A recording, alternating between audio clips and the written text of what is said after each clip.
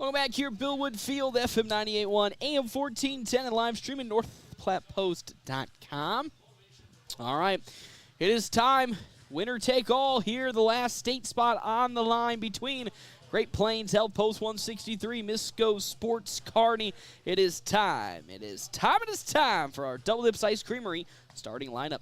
Double Dips Ice Creamery in the historic Canteen District of North Platte offers 24 plus different flavors of hand-dipped ice cream served in a variety of ways. Double Dips also offers homemade waffle cones and bowls alongside homemade fudge, freshly baked desserts. Plus, they have also available the ice cream trailer for all your outdoor events. On the offensive side for Misko Sports Kearney, Jake Bosshammer leading it off at shortstop with Chase Benz in center field. Griffin Novacek on the mound. Cole Throckmorton behind home plate. Gunnar DeMilt on over at first base with Keaton Wemhoff at third.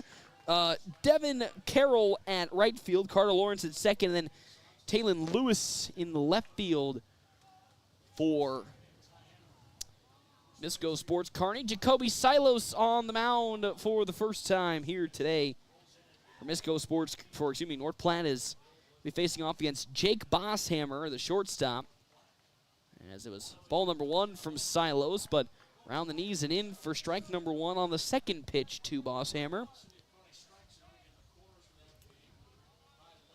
1-1, nobody out. Benz on deck, Novacek in the hole. North Platte, if they win this game, they're into state. If they lose, they're going home. And a second great pitch from Jacoby Silos. It's 1-2 to Bosshammer. Of course, going with the young gun in this game is his 1-2 pitch. Down low, ball two. The battle of experience versus inexperience. Novacek, been a part of this squad at Misko Sports for 3+ years, is 2-2 from Silos. Off speed, tight inside and up for ball three to Bosshammer. 3-2 the count. Of course, Jacoby Silos, freshman, his first year of American Legion Baseball. 3-2 pitch. Hard hit ball to Connor Stifler at third, and it goes right through his glove and into the outfield. For the first error today for North Platte, and a runner gets aboard being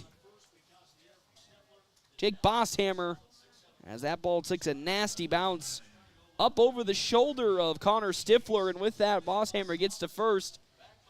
And now here comes Chase Benz for Misko Sports Kearney. Jacoby Silos, we saw him in action on Friday briefly in relief for Easton Jones. He only lasted two batters. Well, more importantly, it actually lasted not even a full inning or a half inning, as he was pulled after giving up 3 runs in that inning in relief. As first pitch into Chase Benz, swing and a miss from the big fella, as it was way down in the dirt and Benz way in front of it.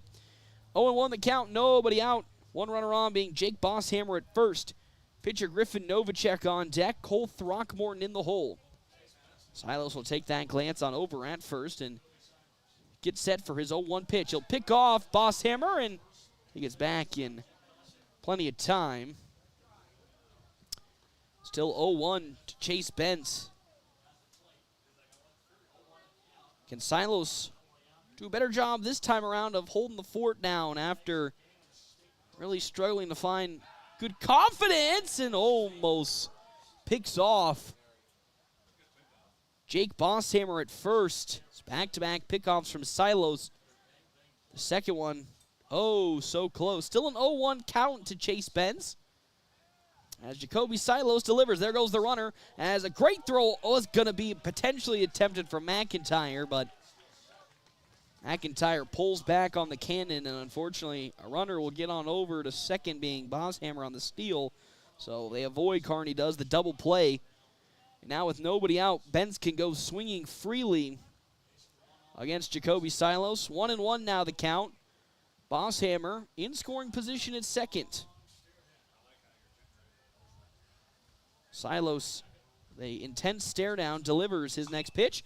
That one smashed out to center field, but Caden Johnson with plenty of distance will get there, tagging up his Bosshammer, but an excellent throw from Caden Johnson will force Bosshammer to stay at second. And there's out number one of this top of the first inning. With pitcher Griffin Novacek up to bat.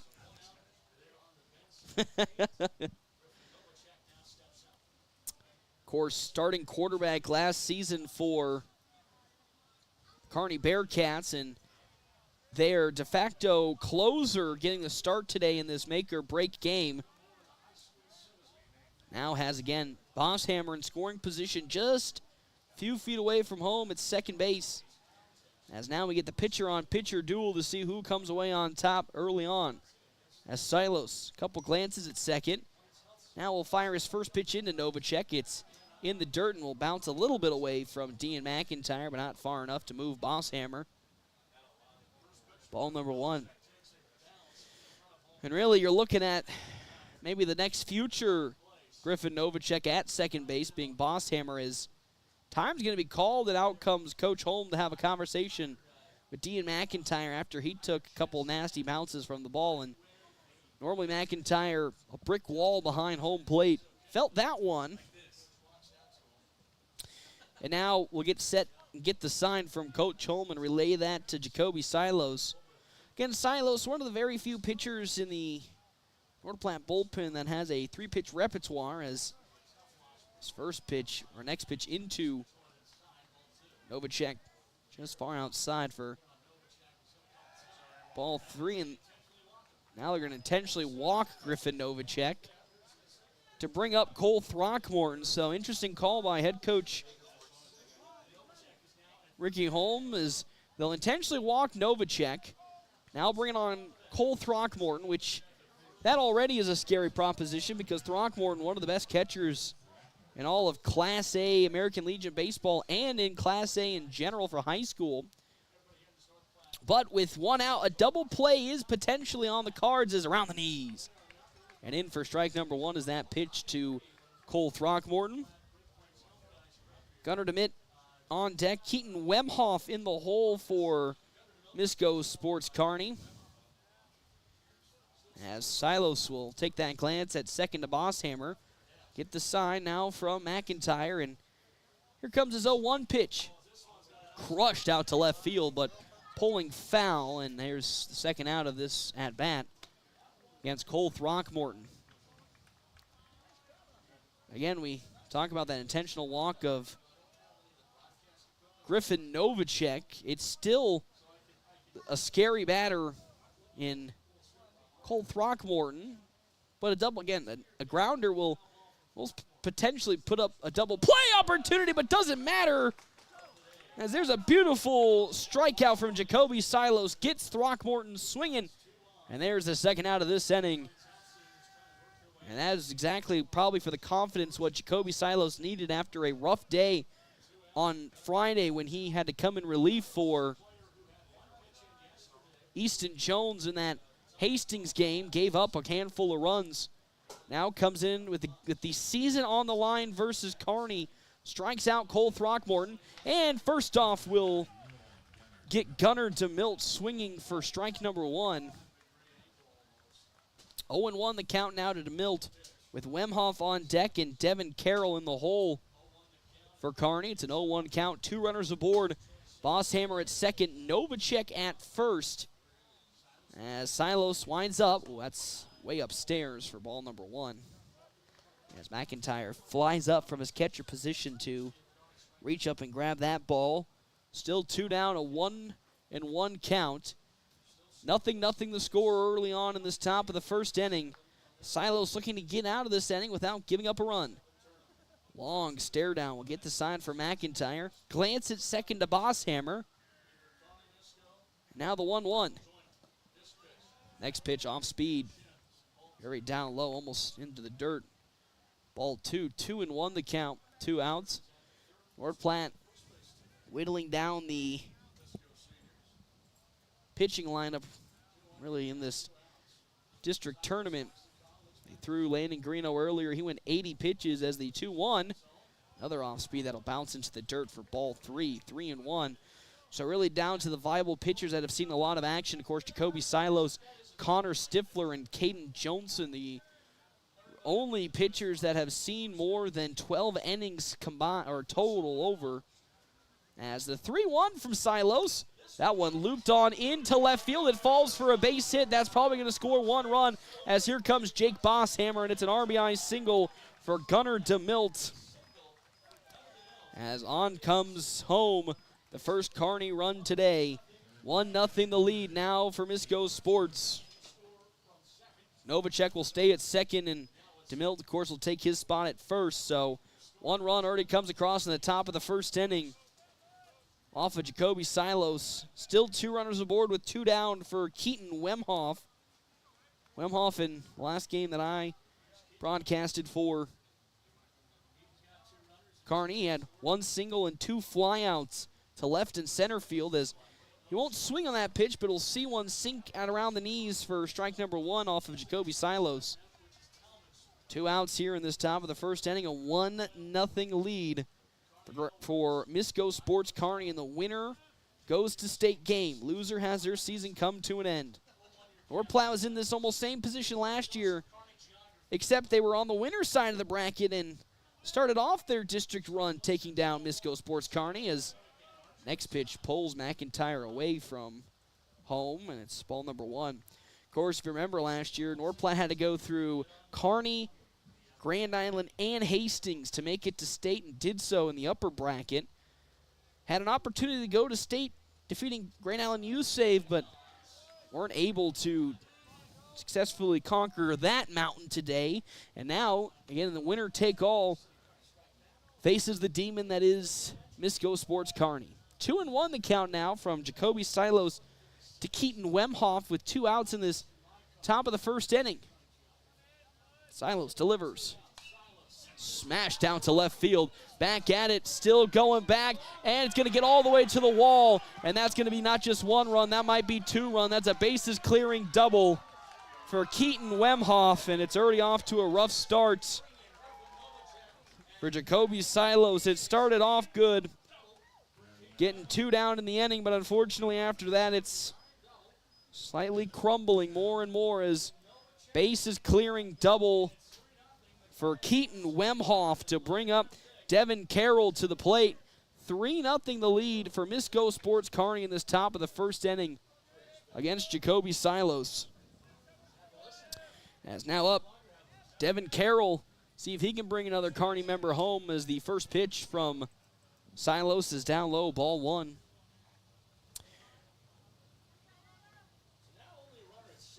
Three runs on 2 hits, no errors for Misko Sports Kearney in their top of the first. As Jacoby Silos, a couple glances at second to Wemhoff, now with his 1-0. That's below the knees for a second time, and it's ball number 2, 2-0 the count now. As Silos will receive the sign in from Dean McIntyre, gets it from Coach Holm. 2-0 pitch. That's above the lettering. Now it's 3-0 the count.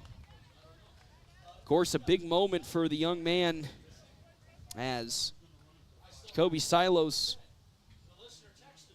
as we know, freshman last season, had a fantastic year for North Platte High.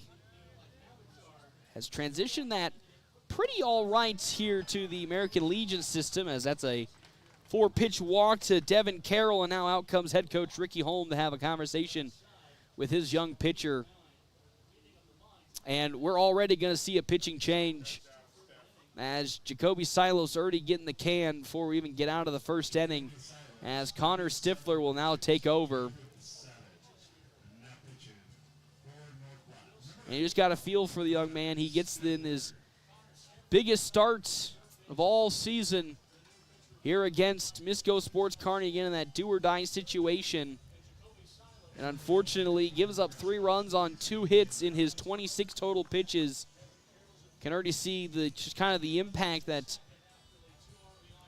getting canned this early on is being for the young man. Hands on the knees, and mostly just probably disappointed with how that start went. Ernie knew he kind of had a short leash after how Friday went, where he gave up those 3 runs in his limited outing versus 5 Points Bank Hastings. But really give it up for Silos after a strong freshman season, North Platte High, as well as even here in the American Legion system. For his first full season, was asked to do a lot and stepped up to the challenge when called upon. Maybe still, again, learning along the way and recently taking a couple of lumps when he's been on the mound. We know he's been dealing with that rotator injury that saw him really not pitch much for a few weeks. Felt good enough last week during the Kearney tournament to get a couple of innings, and of course now saw some more time, but unfortunately gets the can early, and now Connor Stifler will be taking over for North Platte on the mound versus Misko Sports Kearney here with 2 down in this inning. I want to talk about a guy who has taken a fantastic step forward, in my opinion. While offensively, he's still trying to put the pieces together. Took an amazing step on the defensive side after what some would say was a tough high school season for Connor Stifler. Multiple errors on over at third base when Easton Jones was down with that knee injury.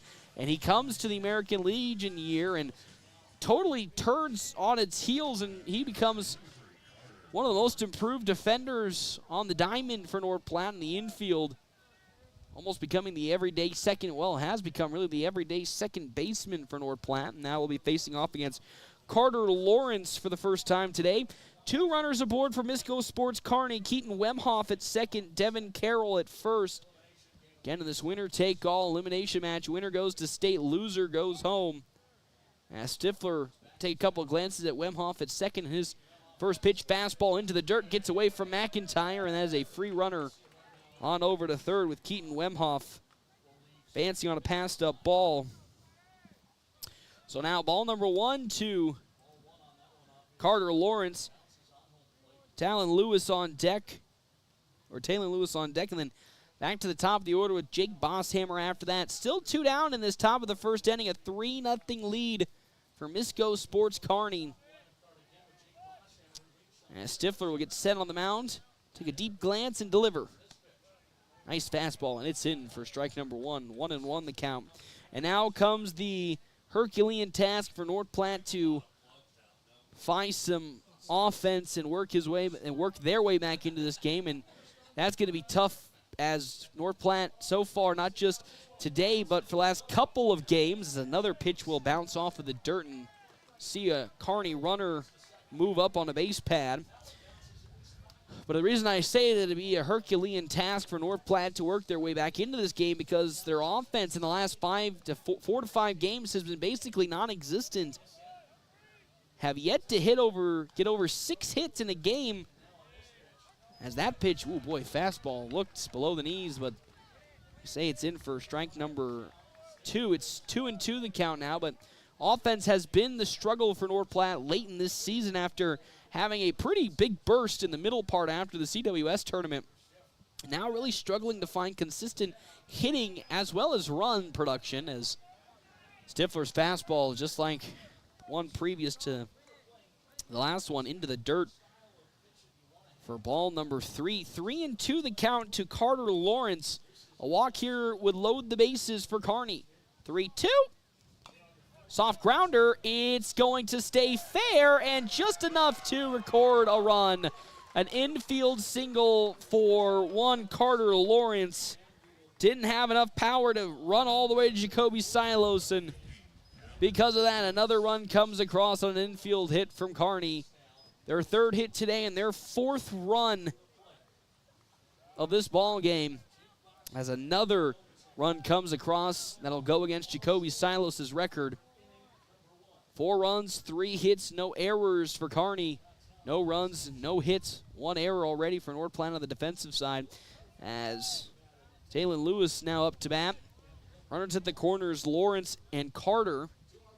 As there's a foul ball hit straight to the North Platte dugout. Strike number 1. 0-1 the count, still 2 outs here in this top of the first inning. As Stifler, who's at 7 pitches now, will get set. Stare down and deliver his 0-1.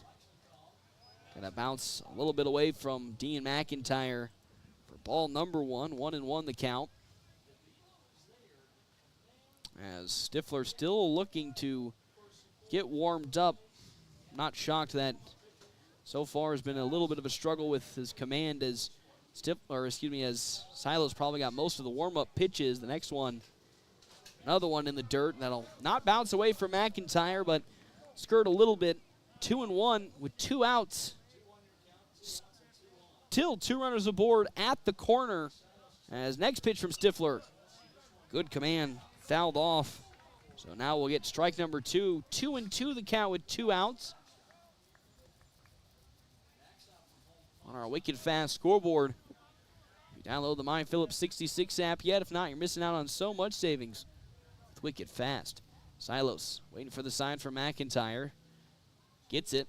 Now gets set on the mound. Here comes his 2-2 pitch. That fastball way upstairs. Ball 3, and now it's a full count to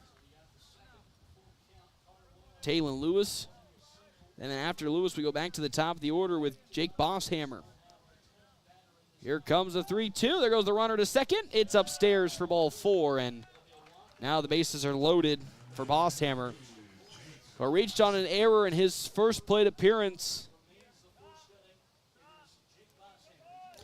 Bosshammer hit a grounder to the third base side that bounced off the shoulder of Connor Stifler and into the outfield. That was the only Norplant error so far in this inning, but now the bases are loaded for Bosshammer. Chase Bentz on deck. Griffin Novacek in the hole as that off-speed will pull McIntyre away for ball number 1. 1-0 the count. Bases loaded for Misko Sports Kearney. As that fastball, though, put right down Broadway for strike number 1.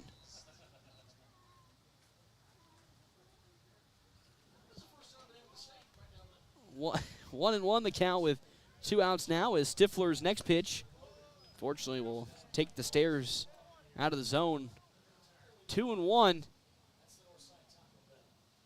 as Connor Stifler trying to find some consistency right now with his pitches coming in for Jacoby Silos in this top of the first. His 2-1 pitch, another beautiful fastball that'll go right down the center. Strike 2, so 2-2 the count to Jake Bosshammer, the shortstop in today's game for Kearney. Bases loaded, 2 outs. Can Stifler find the last out of this inning and stop the bleeding? On the defensive side for North Platte, here comes that payoff pitch. Oh, no, and it's going to bounce off of Bosshammer, and that's another run coming across for Kearney. As now the lead continues to open up. It's 5-0 on our Wicked Fast scoreboard as time will be called once again. And now Coach Cohen will go out and have a conversation with Connor Stifler. 17 pitches, 10 balls, 7 strikes, including a hit by pitch that'll bring a run home. Bases are still loaded here in this top of the first inning.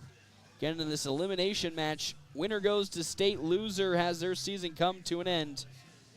And for North Platte, this is not how you wanted this game to go after what was a super turbulent game versus Grand Island USAVE earlier today, where you got drilled 6-2 and really struggled to find your offensive chops and had errors galore. You come into a game versus a Misko Sports Kearney team that the last time these two teams played, it was Kearney blowing out North Platte. Now you sit in a situation where with your season on the line, you're facing this team once more, and they're already pelting you early on, 5-0. Can some glue be applied to the cracks that are already starting to show on the armor and allow North Platte to get out of this inning and stop the bleeding right here? Chase Bentz is up to bat. He flew out to Caden Johnson in center field in his first plate appearance. Had the bases loaded, Carter Lawrence at third, Taylon Lewis at second, and Jake Bosshammer at first. As Stifler getting some time as time was stopped as the home plate umpire telling some of the Misko Sports players to get back into the dugout as they were out of the dugout. 5-0 the lead as there's a swing and a miss by Chase Bentz for strike number 1. Again, bases are loaded here in this top of the first in this winner-go-home matchup between North Platte as well as Misko Sports Kearney. Stifler will get the sign for McIntyre, and an 0-1 count with his windup. Hard hit ball on over to Ty Handelborg. He gets into center field for a base hit. One run will score, gets past Caden Johnson, and because of that, another run will come across, and now we have runners at the corners.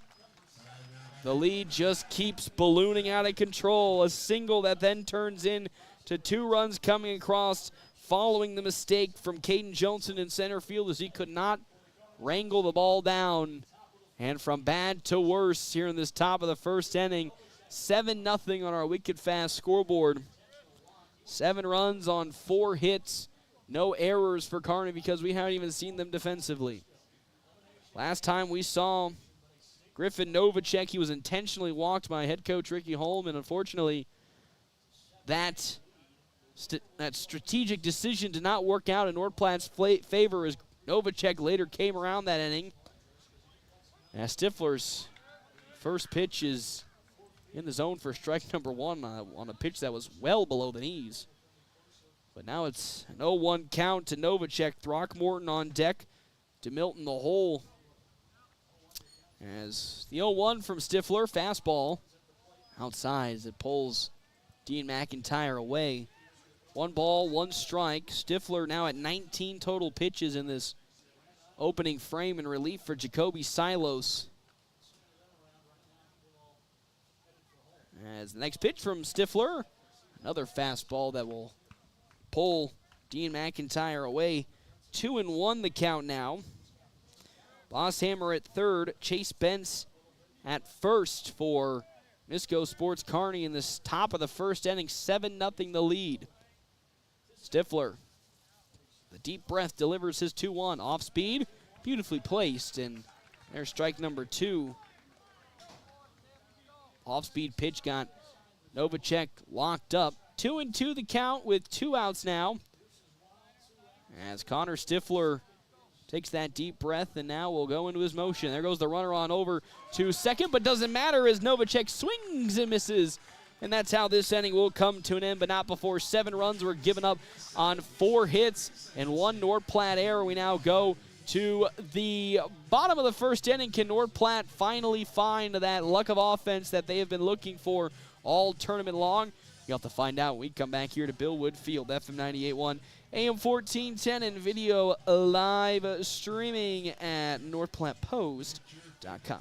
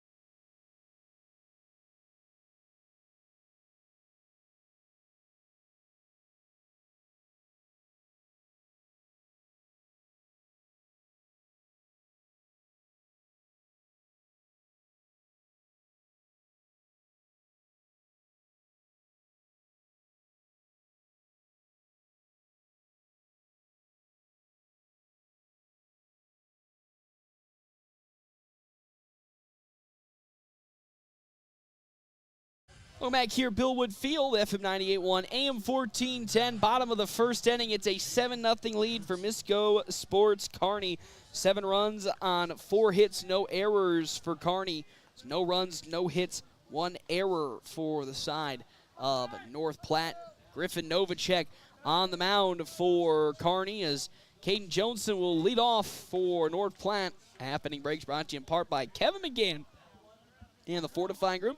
Check out Kevin McGann and the Fortifying Group. His location, 621 South Dewey, Suite P. As well as Premier Toyota. Premier Toyota just south of I-80 in North Platte invites you to stop out, take a test drive here today. Premier Toyota, let's go places. Again, talked about at the start of this game, the experience difference between Griffin Novacek and Jacoby Silos before Silos was pulled, as Novacek, Kearney's prominent closer for the season. Someone who can touch the middle to lower 90s with ease on his fastball. Now down in the count, 2-1 to Caden Johnson, who leads off for North Platte. Johnson held hitless earlier today as that little soft grounder on over to Carter Lawrence. And Johnson, oh, no way, gets just barely thrown out at first base. Such a bang-bang play at first that unfortunately does not go the way of Johnson, and there's out number 1. I mean, he was just out by a hair. Unbelievable, as down goes Caden Johnson to lead off this bottom of the first inning. Here's Connor Stifler trying to look for his first hit in today's slew of games. We'll see a fastball down the middle, strike number 1. Again, there's a pitcher here in Griffin Novacek that when he puts his heater up to 100, he can get one into the, again, low 90s as Stifler gets some good contact, but lined out to Jake Bosshammer at short. Great grab by Bosshammer, as that might have gotten past him with just a little more power from Connor Stifler. And there's 2 down already in this bottom of the first inning, with Landon Greeno now up to bat for North Platte. Old reliable, and just like Stifler, looking for his first hit in today's games. As that fastball upstairs for ball number 1. Dean McIntyre on deck. Ty Hanneborg in the hole. Of course, North Platte out today of Easton Jones is swelling in his knee. Unfortunately, forced him not to play in today's game. And when I mean swelling, I'm not kidding you. That knee is about 2 times the size of his other knee. It's quite crazy to see his right knee just all swollen up. And it's currently a 2-0 count to Landon Greeno, former Kearney native and a player that has seen this Misko sports squad not only many a times now for North Platte, but also on the other side as he was part of the Misko sports program for transferring to North Platte 3 years ago. 3-0 the count from Griffin Novacek to Landon Greeno. As the next pitch, fastball that's outside, ball 4, and Greeno will take a 4-pitch walk from Griffin Novacek, and there's the first North Platte batter on the base pads. And his assistant coach Andrew Brocious now making his way to the field. As Dean McIntyre, who now comes up to bat, an opportunity to put his stamp on this game. Landon Greeno at first base for North Platte with 2 outs against Griffin Novacek. As first pitch from Novacek, that heater in the zone for strike number 1. Ty Hanneborg on deck with Easton Geisler in the hole. 7-0 lead on our Weekend Fast scoreboard for Misko Sports Kearney. That gets a little bit away from Cole Throckmorton, but not enough to move Landon Greeno at first base, so it's a 1-1 count. North Platte just trying to put essentially 1 foot in front of the other here on the offensive side after a last 4 or 5 games of subpar hitting, as that's going to go through the legs of Landon Greeno, and there's the first hit today for Great Plains Health off of Dean McIntyre, and now we have 2 runners aboard for North Platte with 2 down, with Ty Hanneborg up to bat, and Mike McFadden, who will now be courtesy running for Great Plains Health. Hanneborg held hitless today in the Grand Island U-Save game. Now with runners at first and second, being Mike McFadden at first, Landon Greeno at second. An opportunity to take a small little chunk out of this Kearney lead if he can get one into the outfield potentially. Novacek's first pitch, fastball high up, but there for strike number one. Boy, that fastball is just so commanding. It's going to be a tough day for this North Platte squad, who rarely sees a pitcher with that type of velocity on the regular basis, as another fastball from Novacek into the zone for strike number two. And North Platte, historically over the last 3 seasons, has struggled as an offense to really produce good offense versus strong power pitchers. That ball going to be tight inside for ball number one, as Throckmorton confidently thought that ball was a strike and started walking towards the dugout. 1-2 the count. 2 runners aboard as Novacek now will get set to find the strikeout to end the inning. Here it comes. Swing and a miss on the pitch below the knees, and that's how this inning will come to an end. North Platte did have 2 runners aboard and 1 hit, but just couldn't collect it all together. And with that, we now go to the top of the second inning. A 7-0 lead for Misko Sports Kearney when we come back to Bill Wood Field on FM 98.1, AM 1410, and live streaming NorthPlattePost.com.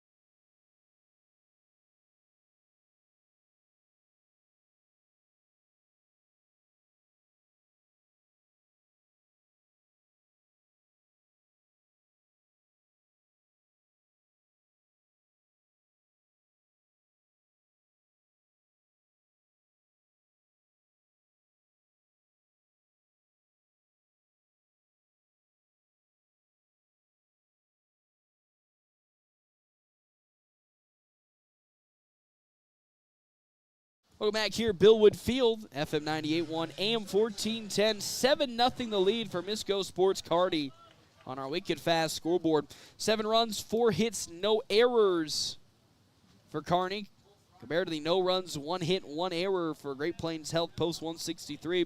Half inning breaks brought to you in part by Kevin McGann and the Fortifying Group. Check out Kevin McGann and the Fortifying Group. His location, 621 South Dewey, sweet beyond the one-ways, as well as River's Edge Golf Club. Now, of course, probably it's not open right now, but go get your tee time set up, because it's been a couple beautiful afternoons, and I know you want to get your golf swing underway, so go call in to River's Edge and get your tee times and get your friends, and let's go have some fun out golfing. 1-1 the count now to Cole Throckmorton. Throckmorton struck out swinging against Jacoby Silos in his last plate appearance in the top of the last inning. And that was before 7 runs came across on 4 hits. Gunnar DeMilt on deck. Keaton Wemhoff in the hole. As nice fastball from Stifler is fouled off by Throckmorton. DeMilt on deck. Wemhoff, as I said, who hit that big bases clearing RBI up after that. As with the 1-2, here comes Connor Stifler. Off speed, smashed out to left field and going foul. And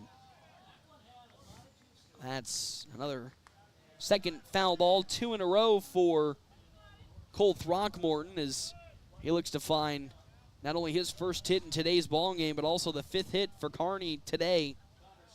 As Stifler's 29th pitch, here it comes. Off speed. Pushed into center field, on comes Caden Johnson, and with plenty of time, he gets there for out number 1. Much better at bat when it comes to Connor Stifler on the mound. Much more consistency with his pitches as he finally starts to get warmed up. Now facing Gunnar DeMilt, who lopped one into left field in his last plate appearance. He's 1 for 1. Has nobody on and 1 out in this top of the second inning. The lead for Misko Sports at 7. That pitch into the dirt from Stifler for ball number 1. 1-0 the count. Again, winner goes home. Oh, shoot. Well, that makes no sense. Winner goes to state while loser goes home and has their season come to an end as that quick heater from Stifler outside and upstairs for ball 2. That'd be kind of fun if winner goes home and loser goes to state. Wouldn't that be something? That'd be quite a bracket. That'd be the craziest bracket I've ever seen in my life. And no kidding, as here comes the 2-0 from Stifler. Another fastball that just carries too high up. 3-0 now from Connor Stifler to Gunnar DeMilt.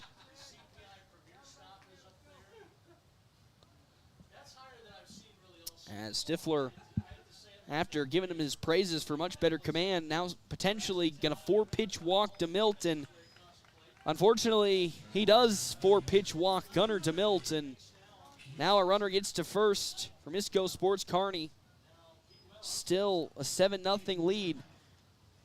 And it's unfortunate because Stifler looked so good in the previous at-bat versus Cole Throckmorton, but in this one, really struggling with his command. That time out, 4-pitch walk DeMilt, and now DeMilt's at first with 1 out for Keaton Wemhoff. Again, had that bases clearing double in left field that went all the way to the wall to help increase that 7-run top of the first inning for Kearney. 34 pitches so far for Stifler. His first pitch to Wemhoff, ball number 1, and another fastball that's upstairs for ball number 2. So far, 6 straight pitches from Connor Stifler that have been nowhere near the zone. Needs a real strike here to focus him back in. 2-0, and another one that just is skying up to the heavens.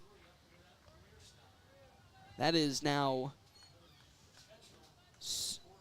boy, that's 7 straight pitches from Connor Stifler that have all been around the zone, but this time able to swing one back in for strike number 1. 3-1 the count. As there's a runner at first being Gunnar DeMilt. As Stifler's 3-1, and at the knees and in, as again Wemhoff thought that ball was going to be ball 4 and has to walk back into the batter's box. 3-2 the count with 1 out. 7-0 lead, a runner at first for Misko Sports Kearney. This top of the second. The pitch. In there, strike 3 as Wemhoff having a conversation with the home plate umpire, and now we'll stroll on over back to the dugout. Some vigor behind the punch out from the home plate umpire. But maybe that is what Connor Stifler needed to, again, find some confidence after looking good to start the inning off against Cole Throckmorton. A little bit of some iffy pitches to DeMilt as well as Keaton Wemhoff. And now we'll start off against Devin Carroll with the ball in the dirt. 1-0 the count. Stifler, though, on the bad side at 40 pitches. And it's only here in the top of the second inning. As he'll now get set and deliver next pitch. That's upstairs for ball 2. And just like with Landon Greeno earlier today, the pitch efficiency has just not been there today. And this is coming from a guy like Connor Stifler, who in the back half of the season has been pretty pitch efficient in a lot of his starts. And again, another one that just continues to slip up into the zone. It's 3-0 the count now. Again, still a runner at first being Gunnar DeMilt for Misko Sports Kearney. As Stifler's next pitch. Oh, and it's going to be lasered into the back of Devin Carroll, and he'll now walk on over to first base. And you can kind of see the look on Stifler's face, frustration starting to mount. You can see the frustration kind of last inning as he was making his way to the dugout. Not too happy with how he started his game. And now here in this top of the second, with 2 outs though, you can see just not really showing the well, not going to say the confidence, but that smile that Connor Stifler is known for. Just see that frustration starting to mount in his body language as now up comes Carter Lawrence, and it's another pitch from Stifler that's just barreling into the dirt. Ball number 1. 25 balls out of the 44 have, well, been for a ball. 1-0, 2 runners aboard. DeMilt at second, Carroll at first, a 7-0 lead for Misko Sports Kearney. Next pitch in there for strike number 1. 1-1 the count. Now to Carter Lawrence. 2 aboard. 7-0 lead. 44 pitches for Stifler. 19 strikes, 25 balls. As they'll get the sign from Dean McIntyre and delivers. That's another one almost plastering into the dirt. Ball 2, 2-1 the count. As Connor Stifler will get the ball back from McIntyre, gets set on the mound, and now will get set. Seeing if he can induce a ground out and get out of this inning. Next fastball is another one that's too low below the knees, and now we're at a 3-1 count. A walk here would load the bases for Misko Sports Kearney. That's exactly not what Stifler and this North Platte defense need. Already trailing by 7. Here's the 3-1. There's a good bounce back pitch from Connor Stifler. 3-2 the count now. As North Platte looking and searching for that final strikeout of this inning to go to the bottom of the second to see if they can start moving in the positive direction on their side. 3-2. In there, strike 3, the second strikeout of this inning for Connor Stifler as down goes Carter Lawrence looking. We now are going to head to the bottom of the second. Can North Platte continue and find some small steps in the right direction offensively? We'll have to find out. We come back here on FM 98.1, AM 1410, and live streaming NorthPlattePost.com.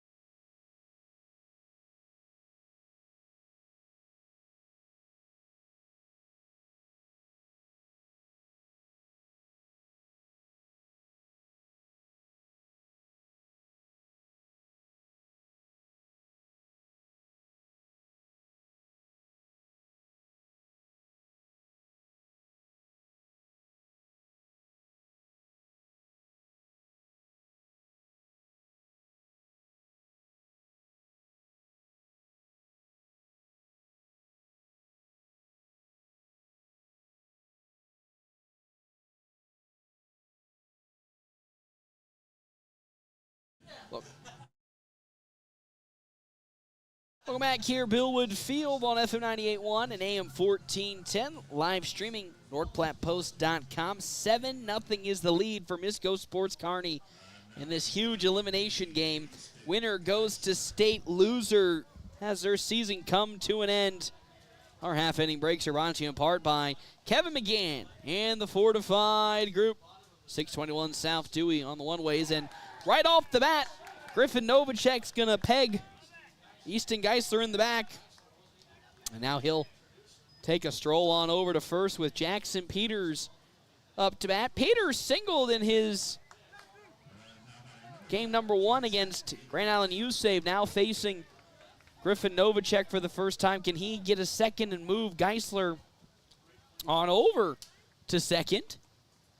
As the first fastball from Novacek hits down low, ball number 1. And this is where, if you're North Platte, you're kind of hoping the closer, Griffin Novacek,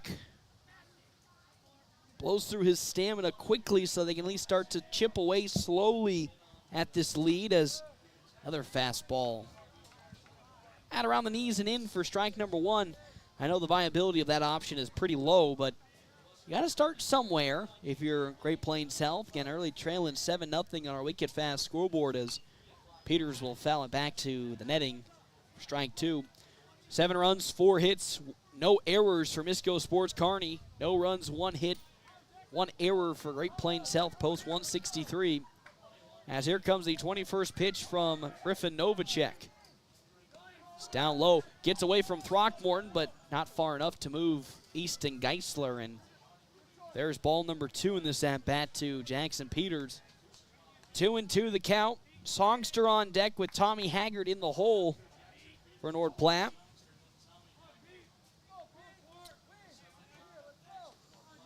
Novacek gets the sign from Throckmorton. His 2-2 pitch. Oh, it gets away from Cole Throckmorton, and because of that, Easton Geisler can finally move on over to second base, and that is a passed up ball. First one today for Novacek and Throckmorton.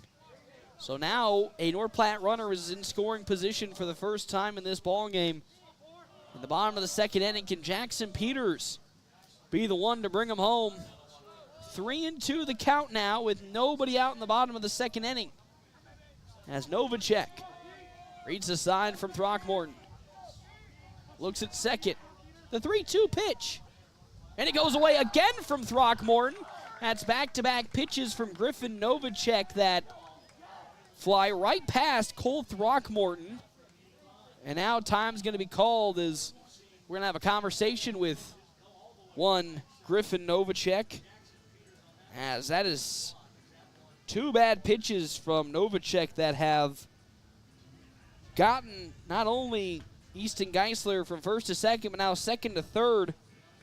As Josh Redmond now comes out to have a conversation with one Griffin Novacek.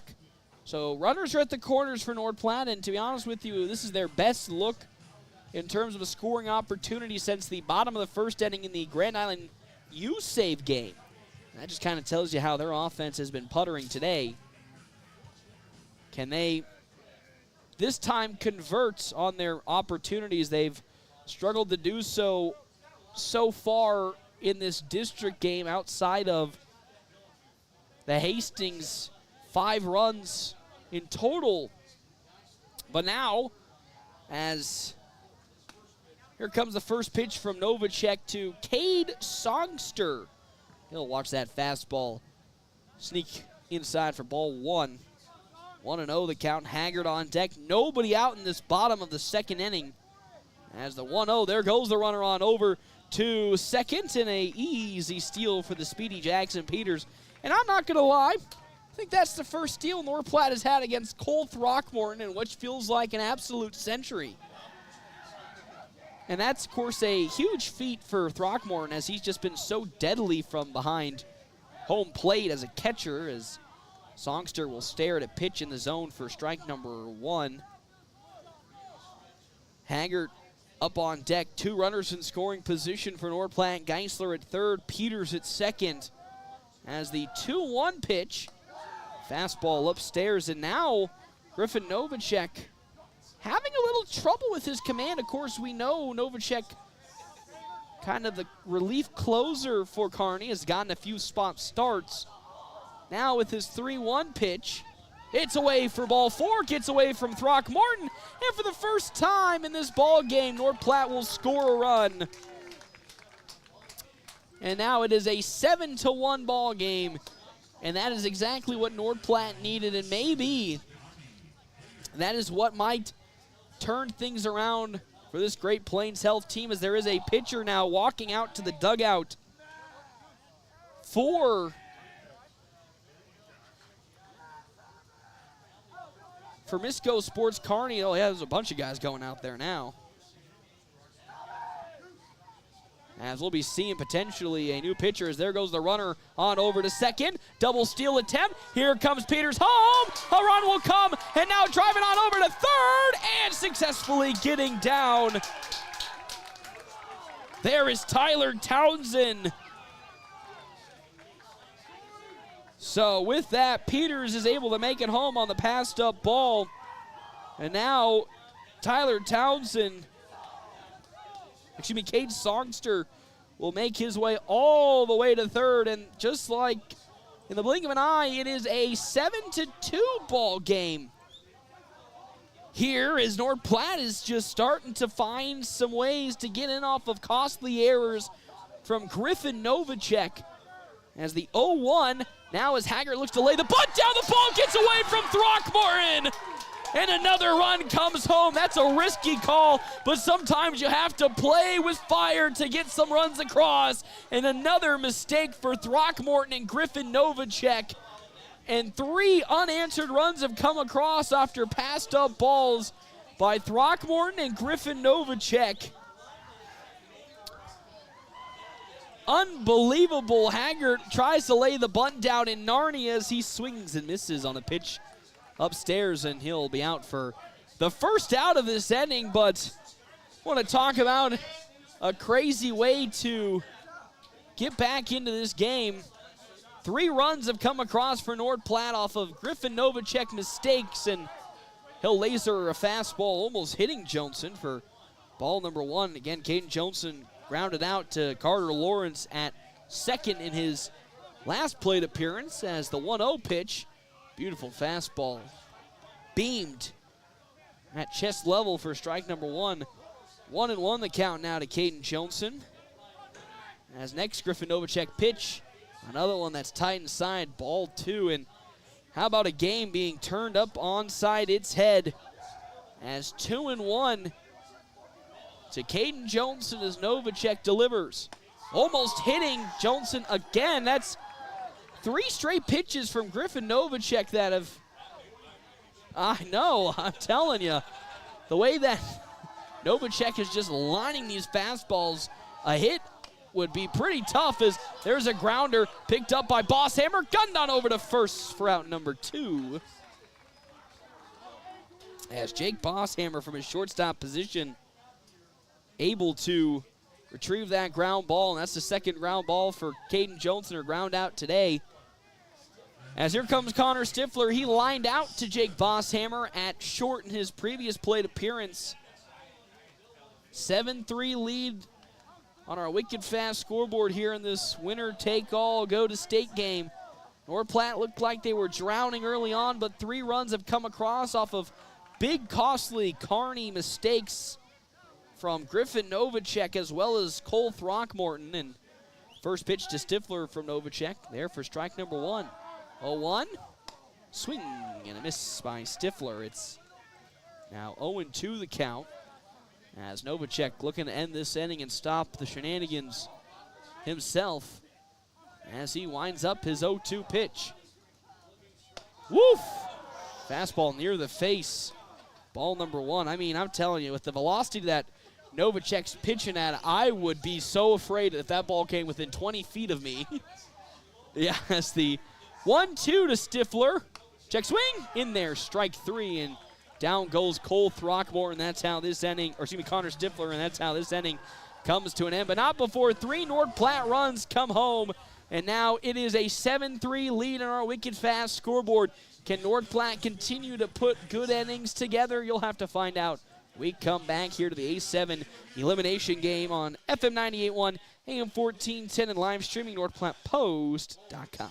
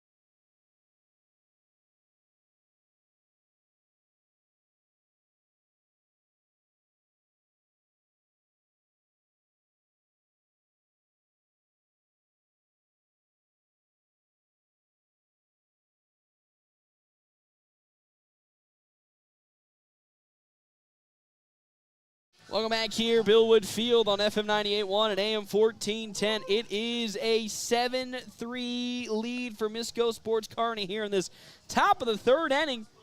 Half inning breaks brought to you in part by Kevin McGann in the Fortifying Group. Check out Kevin McGann in the Fortifying Group. His location, 621 South Dewey, Suite B, as well as our other sponsors for today's game. Dr. Chris Kroll and his crew at Kroll Clinic. Located in the Westfield Shopping Center in North Platte and McCook, they specialize in sports injuries, helping you get back in the game faster, with the best part being no facility fees. So Connor Stifler is still on the mound for North Platte, but an interesting development here has been going on the near side, right around the third base line. Caden Johnson has been taking warm-up pitches. Stifler's at 49 total pitches so far, and it's only the top of the third, so potentially we could be seeing Caden Johnson come in at one point, as Talon Lewis now up to bat. There is a pitcher warming up in the bullpen for Kearney. Couldn't catch who officially is warming up after they took a handful of guys down there. But Stifler trying to get out of this inning unscathed again to see if North Platte can continue to bring some more runs across. As that ground ball on over to first and Landon Greeno, getting the splits down and making a good backhanded grab, and that's on the first pitch how Lewis will go down. And now for the third time today, Jake Bosshammer comes up to bat. Lasered in the back in his last plate appearance. Reached on an error off of Connor Stifler at third base in his first. Now with nobody on and one out, can Bosshammer continue his on-base streak? As that next pitch is down low, around the knees for ball number 1. 1-0 the count. Chase Bentz on deck with Griffin Novacek in the hole. Again, somebody warming up in the bullpen for Kearney in relief for Novacek. As next pitch, off speed from Stifler, man, around the letters, but doesn't sink in. Ball 2. Again, winner of this match gets an automatic bid to state, with Grand Island Home Federal being the location for one of the state spots. Is that pitch in there, strike number 1. So Hastings has already gotten one bid after they took down Grand Island U-Save just about an hour ago. And now the last spot being battled here between Misko Sports Kearney and North Platte, as that one popped into the foul territory on the first base side for strike number 2 to Jake Bosshammer. Again, someone was warming up in the dugout for Kearney, well, in the bullpen, as I should say. Still trying to find the number on that one, but after some of the mistakes from Griffin Novacek, I'm not shocked that Kearney's starting to warm somebody up. 2-2 from Connor Stifler to Jake Bosshammer. Fastball is into the dirt and away from McIntyre for ball 3. 3-2 the count. This next pitch will be the 56th from Connor Stifler. A 7-3 lead on our wicked fast scoreboard. Stifler winds it up. Big swing and a miss by Bosshammer as he goes down, and there is out number 2 in this inning, as Connor Stifler looking good right now for Chase Bentz. And 7-3 on our wicked fast scoreboard. Have you downloaded the My Phillips 66 app yet? If not, you're missing out on so much savings with Wicked Fast. 7 runs, 4 hits, no errors for Misko Sports Kearney. 3 runs on 1 hit and 1 error for North Platte.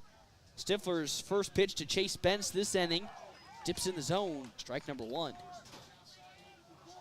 Griffin Novacek on deck with Cole Throckmorton in the hole for Kearney. As Stifler with his 0-1 puts the leg up and delivers. Fastball that can't connect. Ball number 1. North Platte throwing everything and the kitchen sink at this game, it looks like, with Caden Johnson warming up as well. The 1-1 from Stifler. Foul to the backstop. Strike number 2. And again, why wouldn't you? With a state spot on the line, might as well throw everything that can stick at the wall. Stifler only lasted a few batters before he was pulled in the top of the first. 7 runs did come across, but North Platte, the bottom of the second, clawed it back with 3 of their own off of huge Griffin Novacek and Cole Throckmorton mistakes. As Stifler's 1-2 pitch to Chase Bentz It's going to bounce into the dirt way in front of home base for ball 2. 2-1 the count. Now it's 60 pitches for Connor Stifler, as Stifler trying to find some consistency with his pitches in the zone, as the 2-2 to Bentz. Going out to right field, now coming on to get it, and getting there is Tommy Haggard, and that's how this inning comes to an end. A 1-2-3 top of the third inning. We go to the bottom of the third. Can North Platte replicate those runs they got? You'll have to find out when we come back here on FM 98.1, AM 1410, and live streaming NorthPlattePost.com.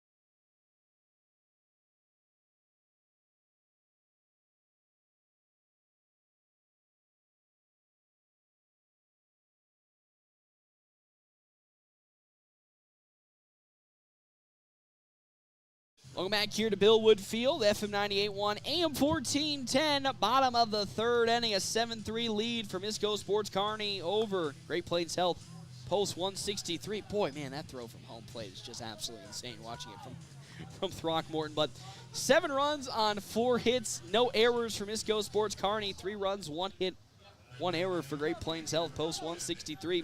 Half-inning breaks are brought to you in part by Kevin McGann and the Fortify Group. Check out Kevin McGann and the Fortify Group. His location, 621 South Dewey, Suite B, as well as Hands of Heartland. Hands of Heartland has offered support and services for those with developmental disabilities in Nebraska since 1998, and they're bringing those services to the North Platte area. 0-1 count now to Landon Greeno, who walked in his previous plate appearance against Griffin Novacek, but Novacek already turned it around with not just 1, but 2 huge fastballs in the zone for strike 2 against Greeno. As Novacek's 0-2. Off speed, just foul tipped off by Greeno. And with that, we'll stay at an 0-2 count. On deck, Dean McIntyre, who got a hit in his last plate appearance, and Ty Hannibord for North Platte. Novacek's 0-2. That's going to be foul tipped off again by Greeno. So back-to-back foul tips, as Greeno just barely got a smidge of that bat on the ball. Another payoff 0-2 pitch from Griffin Novacek, who's at 45 pitches now outside for ball 1. 1-2 the count now.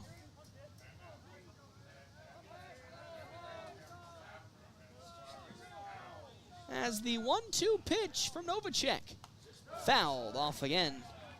Third foul ball of this at-bat for Landon Greeno, putting up quite a battle versus Novacek. 25 strikes, 21 balls thrown so far for the senior. As the 1-2 pitch, here it comes. In the dirt, a fastball. Ball 2 from Griffin Novacek. 2-2, nobody out, 7-3 lead. As Novacek, looking for the first out of this inning against Landon Greeno, now delivers a 2-2. Upstairs, ball 3, and what a battle we're seeing between these two former teammates. That was the 8th pitch of this at-bat, as Novacek now looking for the strikeout. Greeno for the walk, the 3-2, popped up. Pulling towards foul territory. Keaton Wemhoff going to see it go into the parking lot. And now we're seeing another at-bat. Man, Landon Greeno really battling it out here with Griffin Novacek in this ball game. 3-2 once again as Novacek gets the sign from Throckmorton. He gets set. The payoff, 3-2 pitch. Oh, it's outside, ball 4. And on pitch number 10, Landon Greeno gets walked, and we might be seeing the end of the days for Griffin Novacek, as that's his 50th pitch, and that is the end for Griffin Novacek. So he finishes the day before 60 pitches, saving him a day of rest.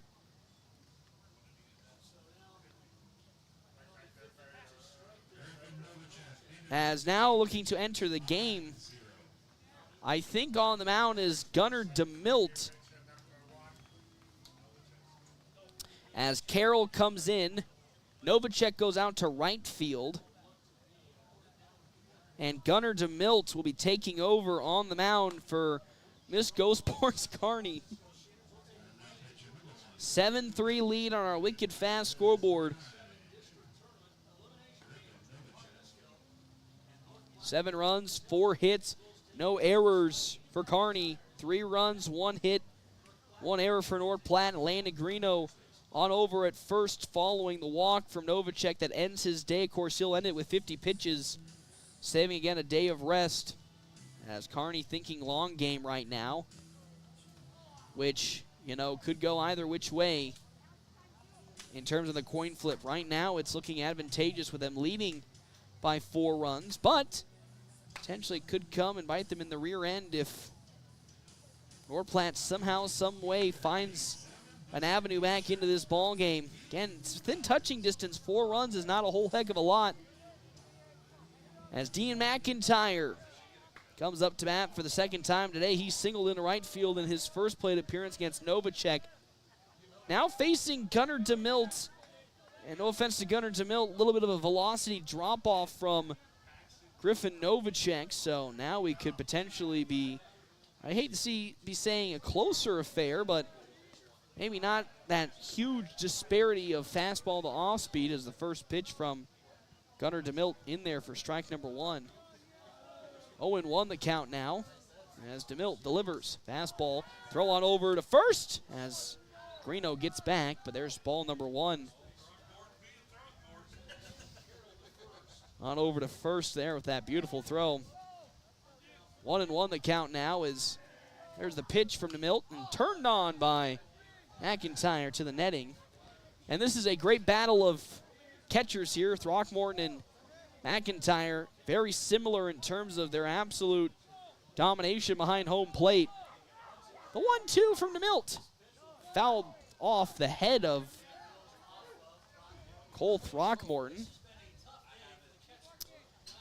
As 1-2 the count once more following the foul ball. As home plate umpire walks out to give the ball to Gunnar DeMilt. Ty Hanneborg on deck. Easton Geisler in the hole for North Platte, trailing 7-3 on our Wicked Fast scoreboard. As Landon Greeno on over at first. Not really again going to be a steal threat with Throckmorton behind home plate unless ball gets past him like it has done already a couple of times today. 1-2 upstairs. Another throw on over to first, but Greeno gets back.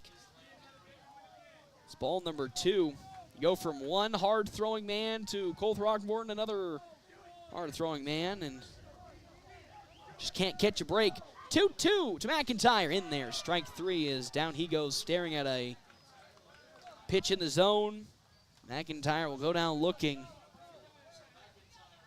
As up to bat now comes Ty Hanneborg. He struck out swinging in his last plate appearance. Greeno still stranded on over at first with 1 out.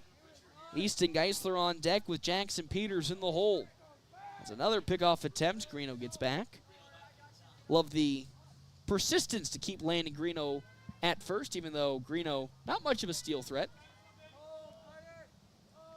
As DeMilt's first pitch to Hanneborg. It's upstairs for ball number 1. So far, North Platte has gotten all three of their runs off of passed-up balls from Novacek and Throckmorton. Only one hit today being Dean McIntyre's single into right. It's another fastball, this time from DeMilt. Above the lettering for ball 2. 2-0 the count with one out. 2-0 from DeMilt.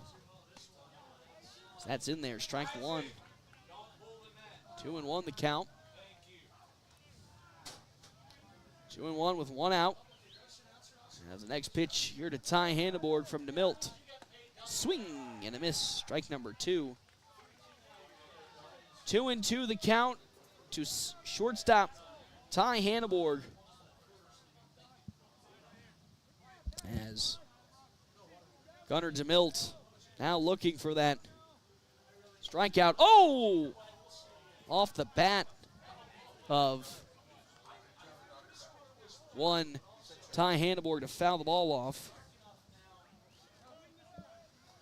2-2 the count after an unlucky foul ball off the bat of Hannibord. As DeMilt looking for another strikeout. In there, strike number 3, and down goes Hannibord staring at it, and that's the second straight batter that we see just staring down the ball. It's second strikeout for Gunnar DeMilt in this inning. With Easton Geisler up to bat. Hit by a pitch in his last appearance. Greeno's still at first base.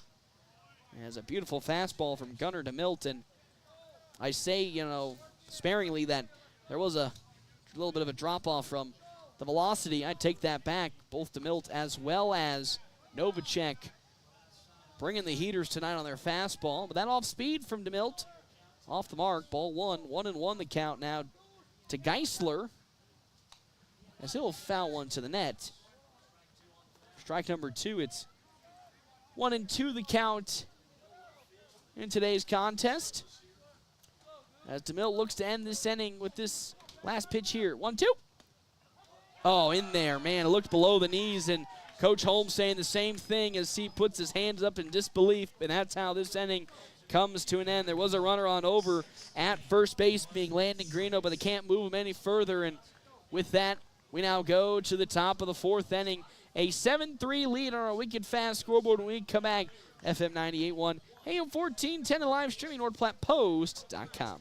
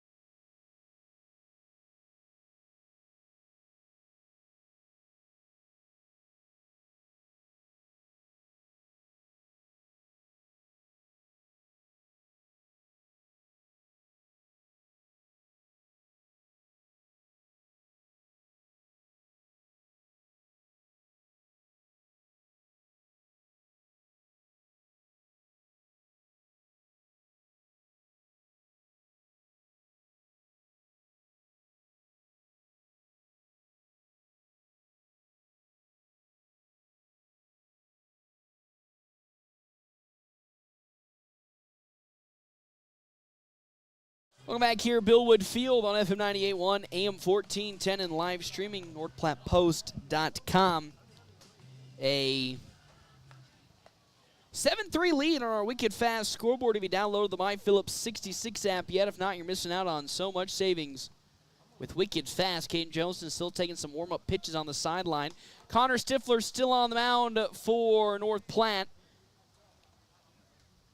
as 61 total pitches for Stifler, 29 strikes, 32 balls. Half-inning breaks brought to you in part by Kevin McGann and the Fortified Group. You can check out Kevin McGann and the Fortified Group. His location, 621 South Dewey, Suite B. As well as our other sponsors for today's game, Premier Toyota.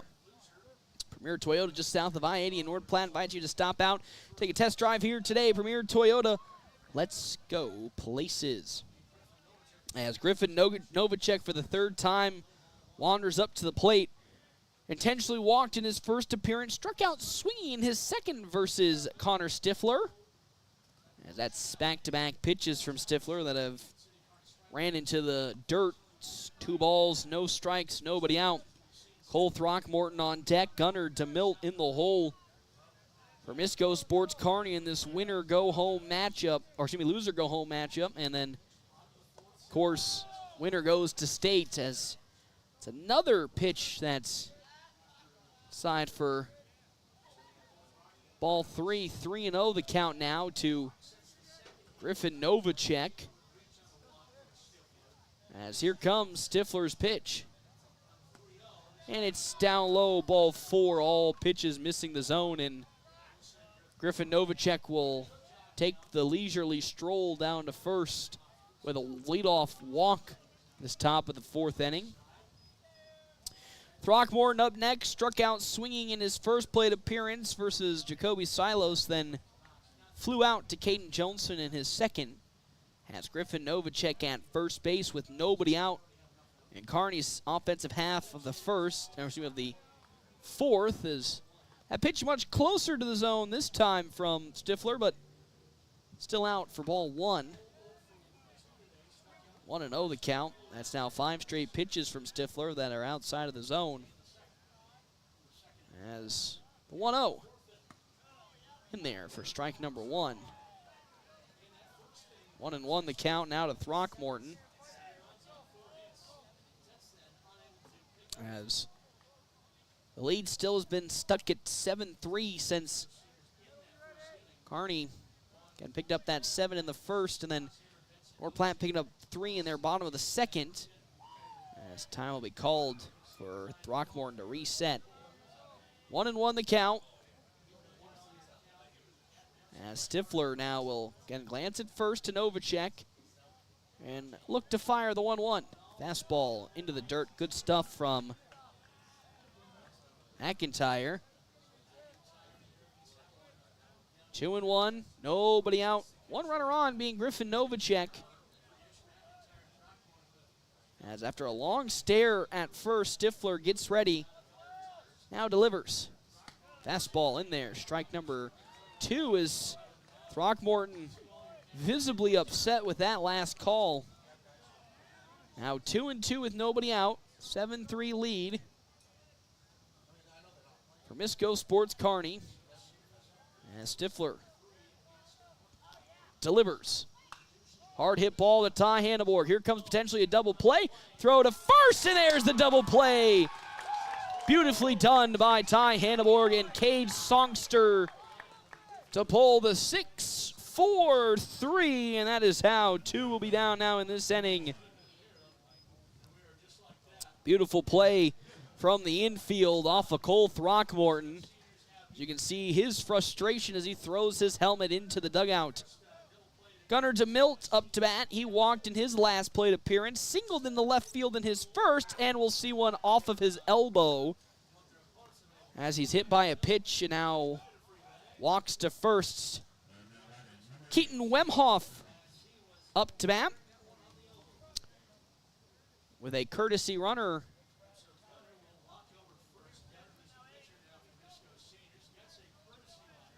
As courtesy runner on over at first with Tristan Engelhart at first base now, courtesy running.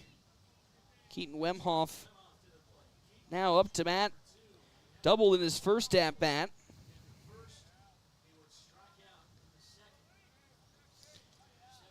Struck out in his last plate appearance. Has a runner on over at first, being Tristan Engelhart. That pitch is in the dirt for ball number 1. 1-0 the count, 2 outs, 7-3 lead on our Wicked Fast scoreboard.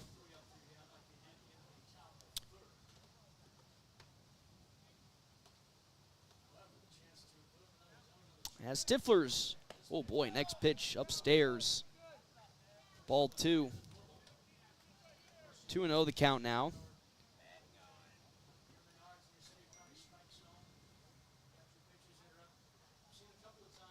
Two 2-0 with 2 down. Now Stifler's next pitch. slicing towards the parking lot for strike number one.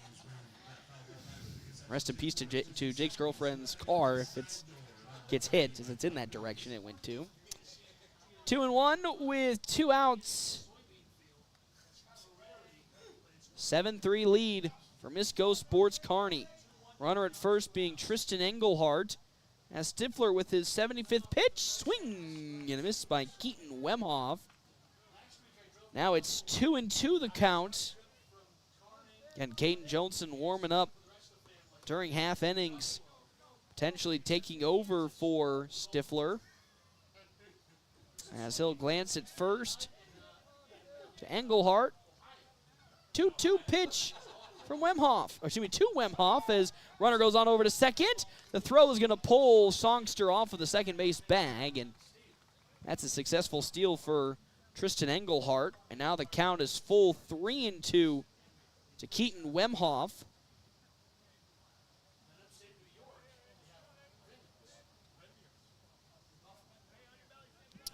Three and two, 2 outs, 7-3 lead in favor of Misko Sports Kearney. Is that pitch too far above the lettering for ball number 4. And now they're going to make the call, and in comes Caden Johnson as Connor Stifler's day comes to an end. 77 pitches for Stifler, 34 strikes, 43 balls today for Stifler.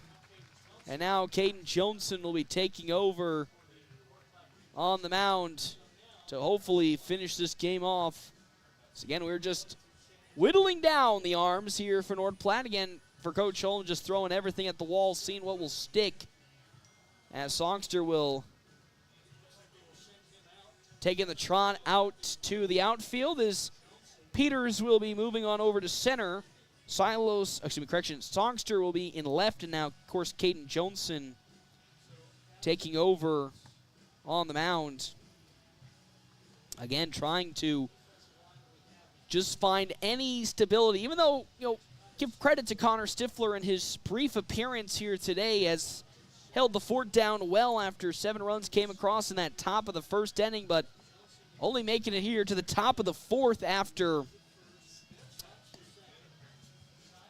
Because again, it was part of that win where they got that 2-1 victory that North Platte had to start the year off against Kearney was off of Connor Stifler's fantastic pitching. And now, of course, even though his efficiency wasn't what Coach Holm was probably looking for, and I think a lot of the pitching staff, even Connor Stifler himself, was looking for, got to feel pretty happy for what he's done overall today, holding this Kearney squad, again, after giving up those 7 runs in the top of the first inning, to scoreless after that. Now, Caden Johnson comes up to pitch. Can he continue the job of what Connor Stifler started and hold it down the rest of the way, or at least until some part late in the game where you could potentially see another pitcher, whether it be Jackson Peters or Ty Hanneborg, and maybe even worst case scenario, Dean McIntyre come in.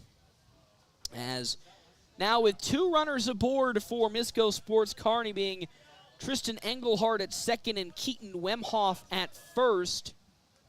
Caden Johnson will take his first pitches during this A7 district tournament game, and he's off to a rough start as he pegs Devin Carroll in the leg. And now the bases are loaded as Easton Jones makes his way back to the dugout, bat in hand, so it looks like he's been taking some warm-up swings. Easton Jones has been. So following that peg in the leg from Devin Carroll, or to Devin Carroll, the bases are loaded for Carter Lawrence. Struck out looking in his last plate appearance, singled in his first, will loft one into shallow left field. He gets down for a base hit. 1 run will score, and now another run will score, and just like that, 2 runs come home for Misko Sports Kearney, and the lead balloons now 9-3, following a light single off of Caden Johnson from Carter Lawrence. As Talon Lewis who's 0 for 1 today, now is up to bat. 5th hit today for Kearney, 9 runs, 5 hits, no errors compared to the 3 runs, 1 hit, 1 error for North Platte as the fastball from Johnson outside for ball number 1. 1-0 the count, 2 down following Lewis. Jake Bosshammer on deck and Chase Benson the hole. It's another fastball from Johnson. Smothered between the legs of Dean McIntyre as it still stays with him. It's 2-0 the count now as the senior Johnson gets the next pitch from McIntyre and gets set for his 2-0. That's much better into the zone for strike number 1. And after North Platte was able to battle back, fortunately Caden Johnson gets hit into shallow left field on his first pitch to Carter Lawrence.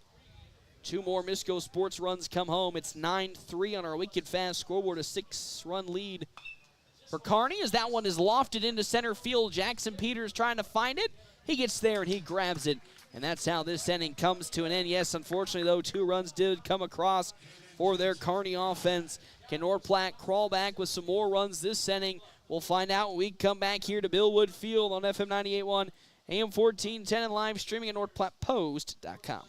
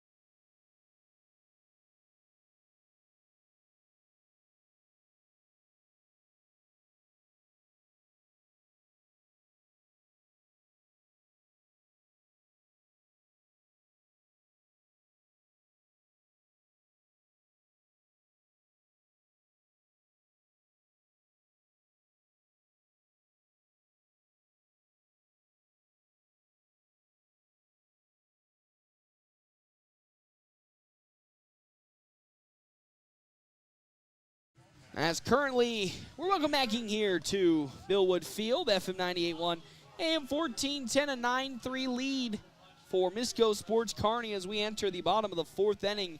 9 runs, 5 hits, no errors for Kearney. 3 runs, 1 hit, 1 error for North Platte.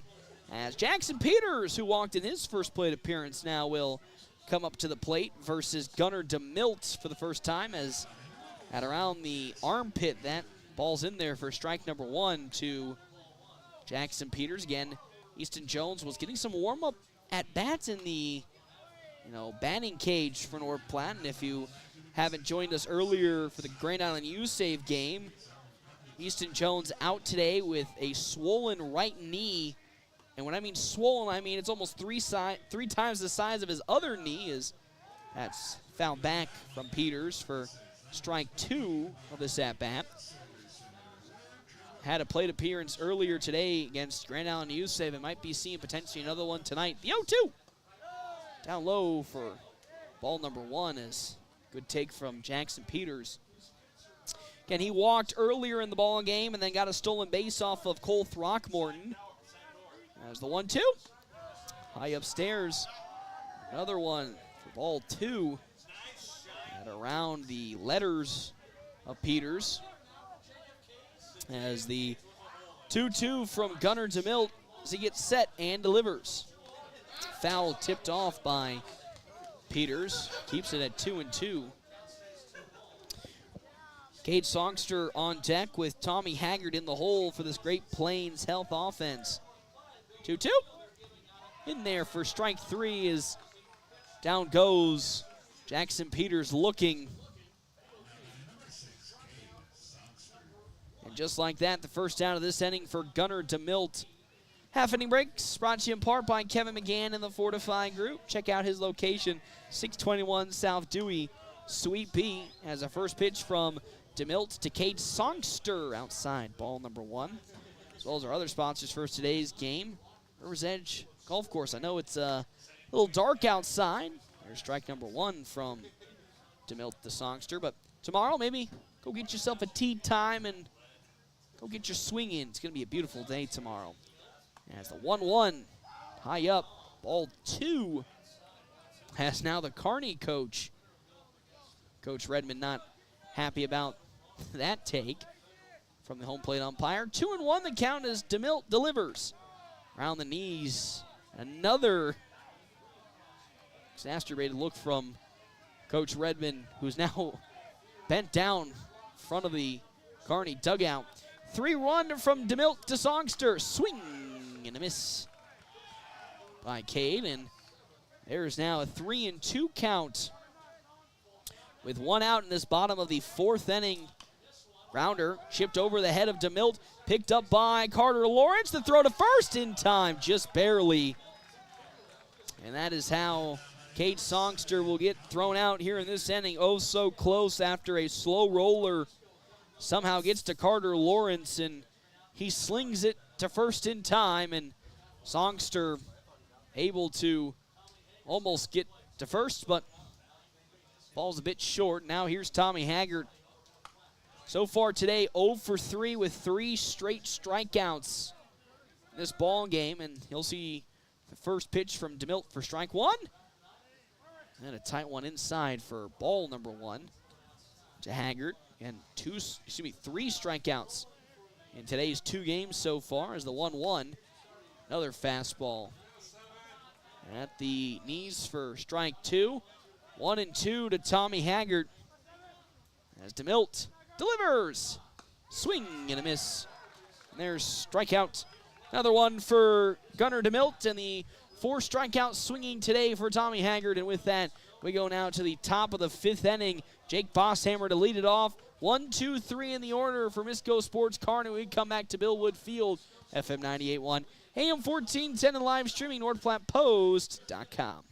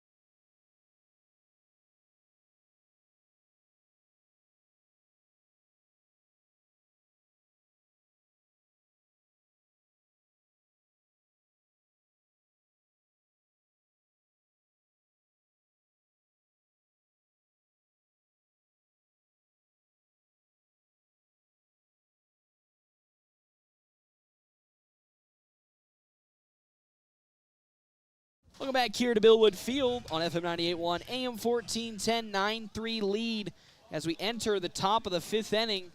Half inning breaks brought to you in part by Kevin McGann and the Fortifying Group. Check out Kevin McGann and the Fortifying Group. His location, 621 South Dewey. Sweet B as, oh boy, first pitch from Caden Johnson bounces off of Jake Bosshammer's elbow, and there on over to first goes Bosshammer on the first pitch from Johnson as Chase Benz now will come up to bat. Benz 1 for 3. He's got 2 flyouts and a single. He singled in his second appearance up the middle. Flew out to Caden Johnson in his first at bat, then to Tommy Haggart in his third as there's a pickoff attempt that gets Jake Bosshammer back. 9-3 lead on our Wicked Fast scoreboard. As a kid was all the way out by the 330 line post. So I think he was, I don't know what he was doing out there. I don't even think there was a foul ball out there.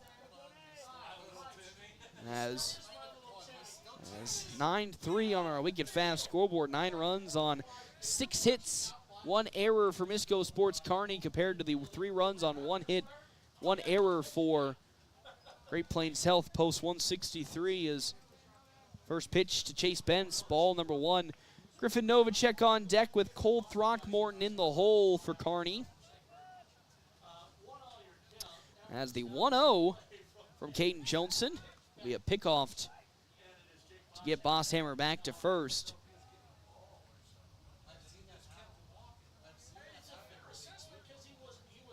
As still a 1-0 count. Johnson, the righty, delivers. It's in the dirt. Ball 2.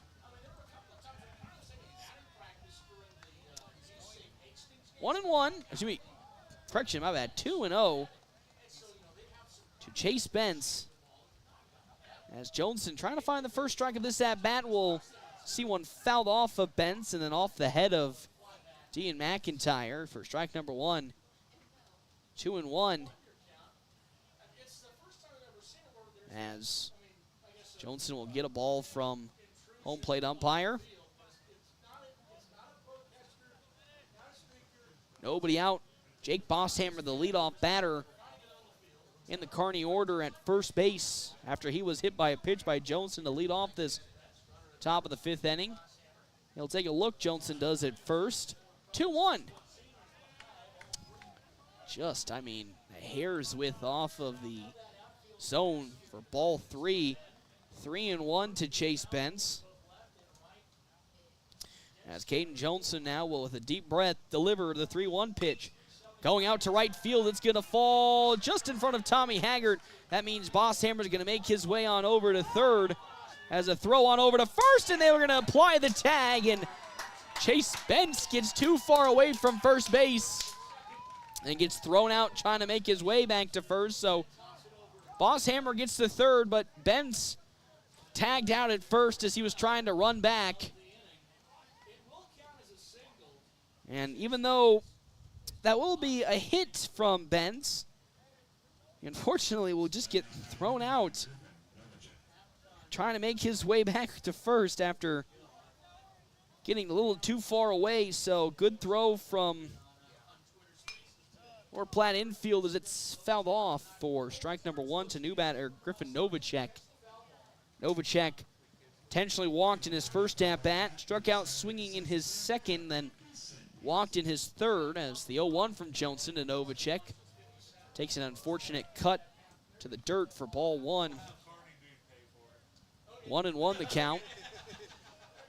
Runner at third being Bosshammer. The infield for North Platte essentially touching the grass as next pitch. Oh no, it gets away from McIntyre, and that's an easy score for Jake Bosshammer. And just like that, it's now a 10-3 ball game as Bosshammer easily walks back on, or walks to the plate on the passed up ball. And now I don't want to be that guy, but we're just 3 runs away from the 10-run rule for, don't give me that look.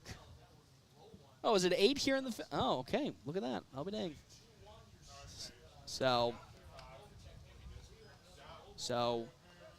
for districts this year, it's now 8 after 5. Normally it's 10 after 5, but for districts, 8 after 5.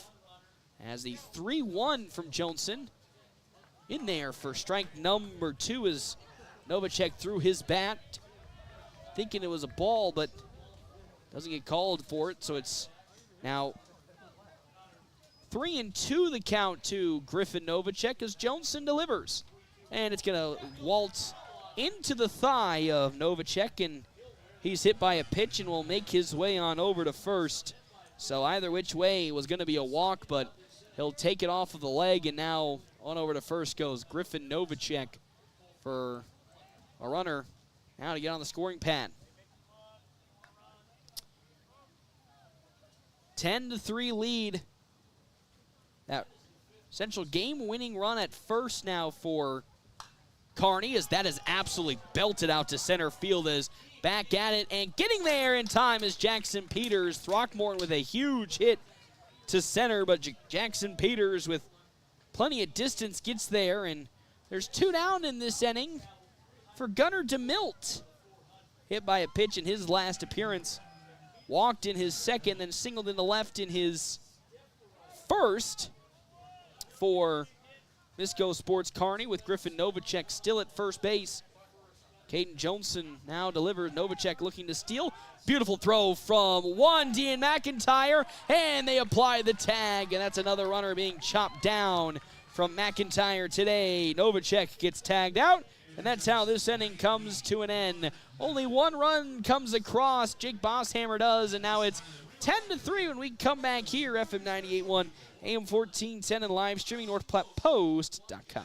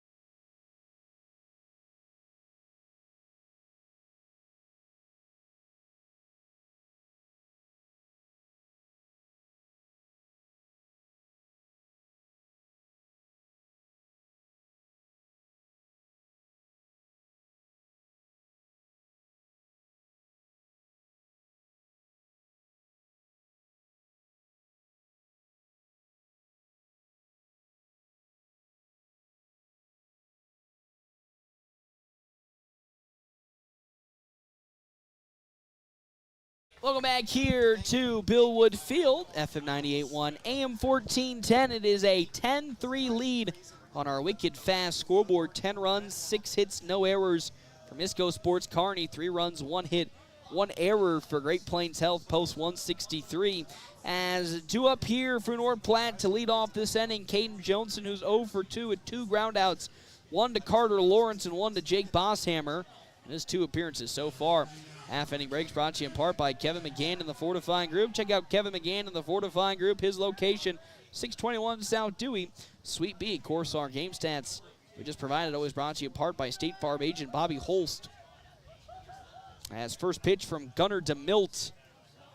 It's in the dirt for ball number 1 to Caden Johnson as the 1-0. Whew, fastball near the head, but good avoidance from Johnson. There's the second ball. 2-0 the count. As here comes DeMilt's next pitch. Good bounce back from him for strike number 1. 2-1 with nobody out. Following Johnson, Connor Stifler, then Landon Greeno. As that's now the 3rd pitch from DeMilt that misses the zone. It's 3-1 the count to Gunnar DeMilt as he delivers. Swing and a miss by Johnson. He's behind in it. 3-2 with nobody out, nobody on. Bottom of the 5th inning for Great Plains Health. Next pitch, 3-2, and it's down low and away for ball 4. And Johnson gets onto the base pads for the first time today.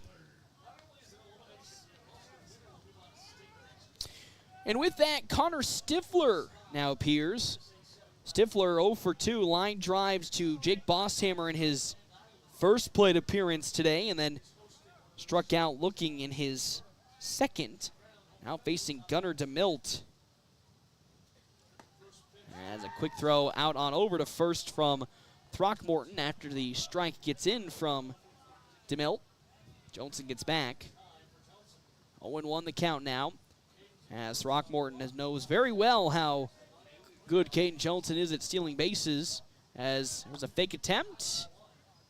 And that 0-1 now turns to 1-1 following the miss from DeMilt. Landon Greeno is on deck with Dean McIntyre in the hole for Great Plains Health. Post 163 trailing 10-3. As there goes Caden Johnson with a great jump, but a laser from Throckmorton will not get to second base in time. And that's now the 2nd successful stolen base for North Platte today against Cole Throckmorton, which I'm not being sarcastic in any sense, but that is which hasn't happened, I think, in, gosh, man, 5 games against this Misko Sports Kearney squad. There's another fastball from DeMilt. It's away for ball 3. 3-1 the count. Nobody out. Johnson at 2nd in scoring position. DeMilt's next pitch down low for ball 4, and Stifler now gets aboard with the rock as Coach Redmond will now take some time and go out to talk with his pitcher, Gunnar DeMilt. As Johnson now will saunter to third following a late steal in the process of that ball being held by Cole Throckmorton. And now Coach Redmond, again, stopping his team with 2 runners aboard to talk with Gunnar DeMilt.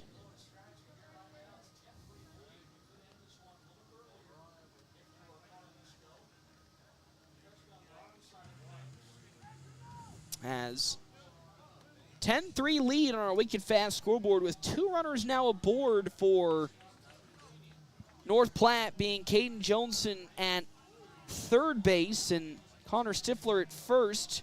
For Big Landon Greeno, old reliable, come up to bat. He's yet to record a statistic because he's walked twice today. As onto the third base grass comes Keaton Wemhoff. As DeMilt's pitch to Greeno in there for strike number 1. 0-1 now the count. As Greeno trying to find his first hit in today's game versus Kearney. It would be huge because it'd drive a run home and keep this inning rocking and rolling. Great Plains Health. Potentially double steal is a great throw on over. Gets tagged out as down goes Connor Stifler on the steal attempt. They will score a run at the very least. But there's Cole Throckmorton striking down Connor Stifler for out number 1. But now it's a 10-4 lead for Great Plains Health post 163 as Greeno lofts one on over to the third base side. And Keaton Wemhoff gets underneath it to record out number 2. So 2 are down now in this inning for Dean McIntyre.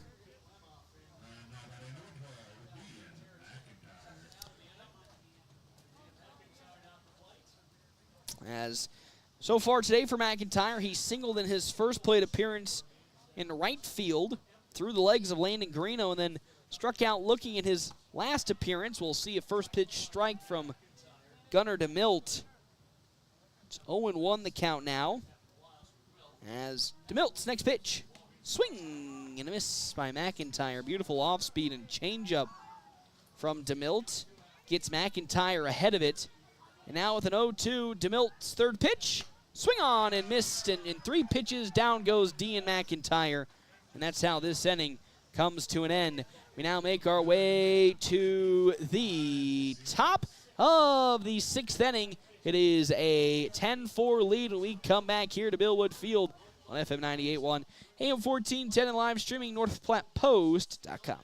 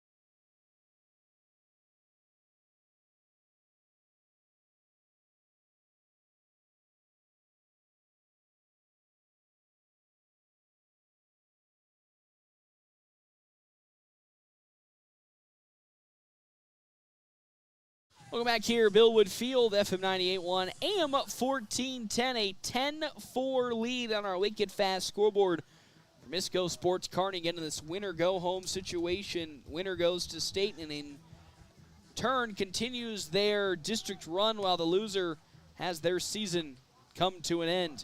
Up to bat here, Gunnar DeMilt, 0 for 2.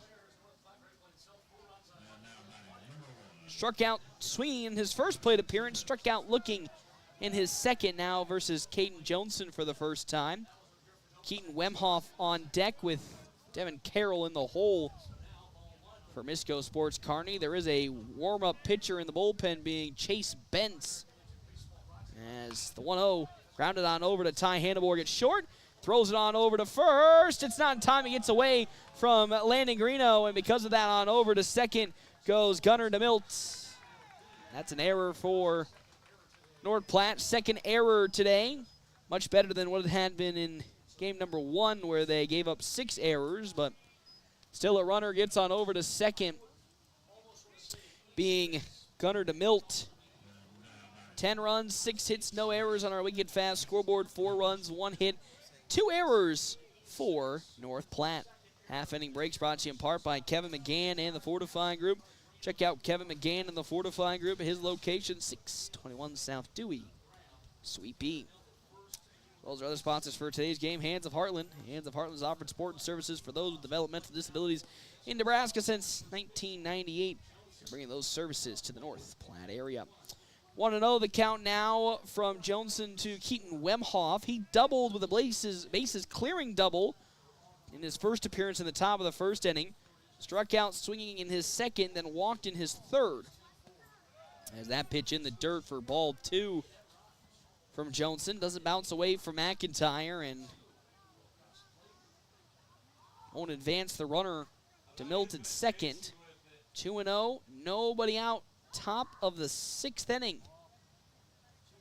Winner of this match goes to state, which will be in either Grand Island or Omaha, depending on which bracket you're selected into. Loser has their season come to an end. 2-0 pitch from Johnson. Swing and a miss by Keaton Wemhoff, and there's strike number 1.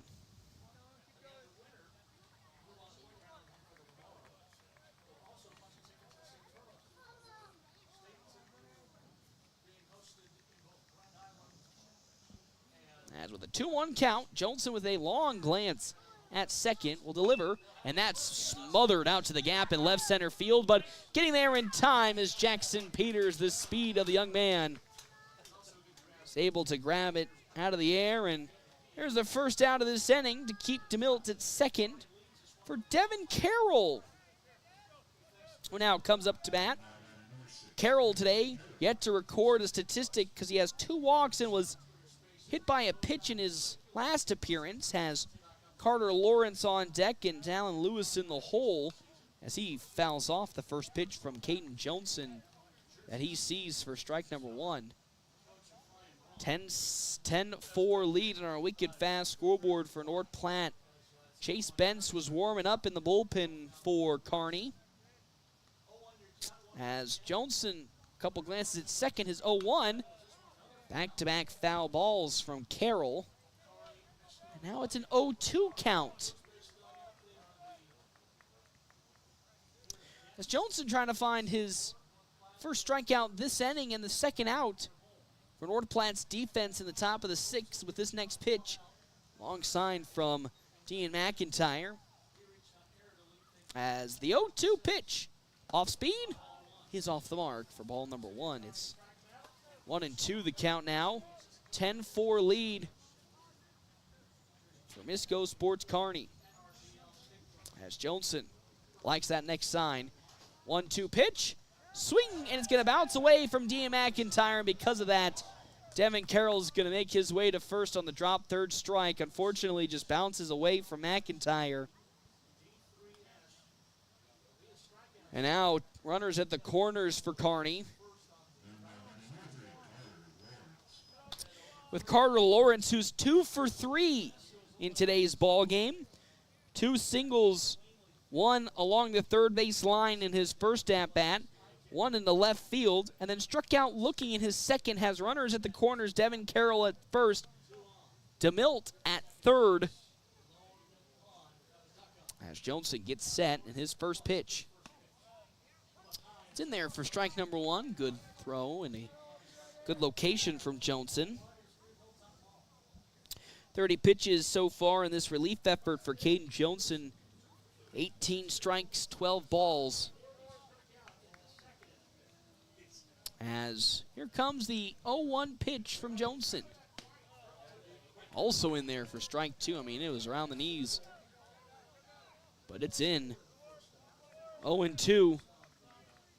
Johnson, again, like the last batter, trying to find a strikeout to get to the second out in this inning. Gets set, and 0-2. Is it the 0-2?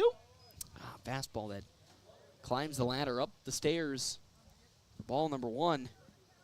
1-2 the count. 10 runs on 6 hits and no errors for Misko Sports Kearney on our wicked fast scoreboard. 4 runs, 1 hit, 2 errors for North Platte, as Lawrence will take a swing and foul it to the net. So we stay at 1-2 the count now. Again, there could be a new potential pitcher for Kearney next inning, which could be Chase Bentz. As with the 1-2 count, Lawrence steps back into the batter's box and now delivers. That fastball, just like the previous one, that wasn't fouled off. High up for ball 2. 2-2 now the count. Runners at the corners for Kearney. Carroll at first, DeMilt at third. As Johnson steps and fires. Hard hit ball over to Ty Hannibal for potentially a double play. Throw on over to first. It's in time, and that's the double play, and that's how this inning comes to an end. Beautiful play from Ty Hannibal, and with that, we go to the bottom of the 6th inning. A 10-4 lead when we come back here to Billwood Field on FM 98.1, AM 1410, and live streaming NorthPlattePost.com.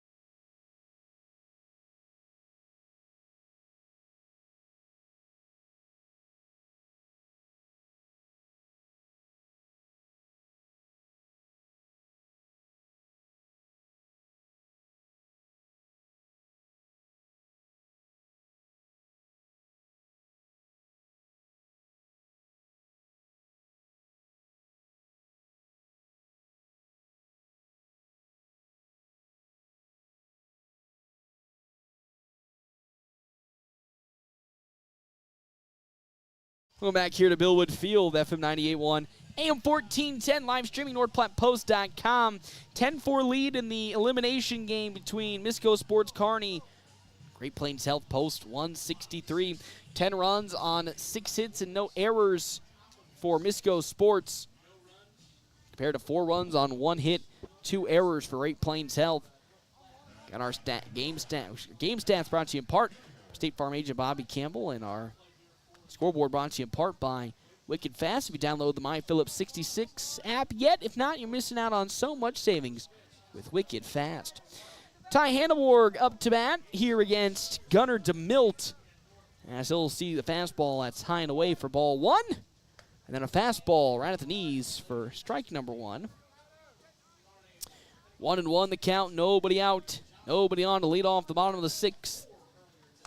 As DeMilt with a heater down the center for strike 2. 1-2 the count. As DeMilt, payoff pitch, popped up to right field. On comes Griffin Novacek with ease. He gets there and he collects it for out number 1. As down goes Ty Hannibal for the first time this inning. As Easton Geisler, the designated hitter, now will appear for the 3rd time today. Hit by a pitch in his first at-bat. Struck out looking in his last. We'll see the fastball from DeMilt that drifts above the letters for ball 1. Jackson Peters on deck. Cade Songster in the hole as that 1-0 now transitions to a 1-1 count with that fastball in the zone. Geisler looking to be the second North Platte player to accrue a hit. As that next one, check swung by Geisler, but out of the zone for ball 2. 2-1. Fouled off by Geisler. 2-2. That's bottom of the 6th. Kearney been in cruise control ever since they got those 7 runs in the top of the 1st inning. Off speed behind Geisler, and it's 3-2 the count now. 58 pitches for Gunnar DeMilt. 35 strikes, 23 balls. Swing and a miss, and down goes Geisler. There's the second out of this inning for Jackson Peters. 0 for 1 today, walked in his first appearance. Struck out looking in his second. Facing Gunnar DeMilt for the second time. First time today, as that pitch at around the knees is in for strike 1. Songster on deck with Tommy Haggard in the hole. As the 0-1 pitch way upstairs. Ball number 1, 1-1. The count. 61 pitches now for DeMilt, as he'll get set and get the sign from Throckmorton. 1-1. Fouled off by Jackson Peters. Good contact from the outfielder. Now going to try to hone it in, and again, be the second North Platte batter to collect a hit today. 1-2. Upstairs and behind Peters for ball 2. And so far in today's games, North Platte, I think, has only accrued 3 hits. Actually, maybe not 4, as down goes Jackson Peters, swinging on a pitch upstairs, and that's how this inning comes to an end. The offensive woes continue for North Platte. With that, we'll go now to the top of the 7th inning. A 10-4 lead when we come back. FM 98.1, AM 1410, and live streaming, NorthPlattePost.com.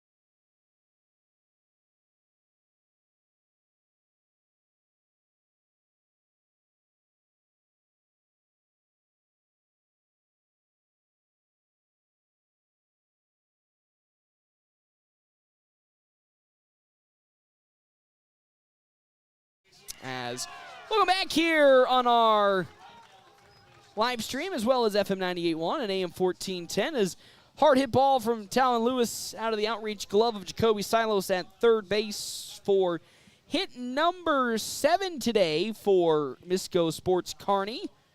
Half inning breaks brought to you in part by Kevin McGann and the Fortifying Group. Check out Kevin McGann and the Fortifying Group. His location, 621 South Dewey, Suite B. As looking to lay the bunt down, Jake Bosshammer picked up by one. Caden Jones, a thrower to first for out number 1. And that does move the runner to scoring position in second, but there's now out number 1 in this top of the 7th for Chase Bentz. 2 for 4 today. Fly out a single into center field. Flew out to Tommy Haggard in right, and then singled into right, and his last on over to Ty Hanneborg. Throw, oh my gosh, almost on over to first. He fakes the throw and then tags out Talon Lewis at second. Good play from Hanneborg. A little risky, but it worked out nonetheless, as reaching on the fielder's choice is Benz, but they will get the out at second. Wow, what a play by Ty Hannenborg at shortstop to tag Lewis. And now there's 2 down to the top of the 7th for Griffin Novacek.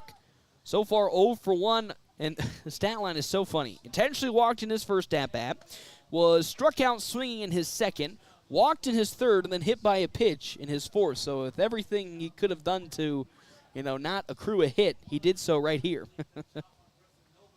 As the first pitch from Johnson outside, hopper on over, out of the glove of one Connor Stifler at second base, as the throw on over to Silos will move Griffin Novacek to second following the throw from Tommy Haggart, as instead of to the cutoff man Stifler or even Ty Hannenborg, it goes all the way to third, and because of that, Novacek will make his way over to to second. And now there's 2 runners in scoring position for Misko Sports Kearney, their 7th hit today. As that's going to bounce a little bit away from Dean McIntyre, but not enough to move any runner. It's ball number 1. Cole Throckmorton had a big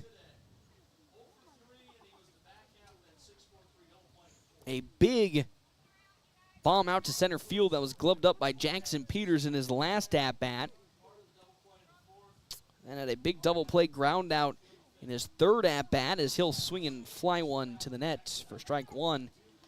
Gunnar DeMilt on deck. Keaton Wemhoff in the hole for Kearney. This top of the 7th inning, North Platte slowly closing in. Actually, at this point, quickly closing in on their season coming to an end. They can't find 6 runs to tie it up next inning. As Johnson with his 43rd pitch on the 1-1. It's outside for ball 2 to Throckmorton.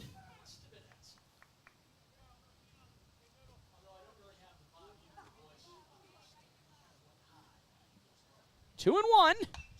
Popped up. That's going to left field. In some foul territory. And potentially getting there. And getting there is Cade Songster. And that's how this inning comes to an end. Can North Platte somehow muster up some voodoo magic to get some runs across? You'll find out. We come back here, FM 98.1, AM 1410, and live streaming NorthPlattePost.com.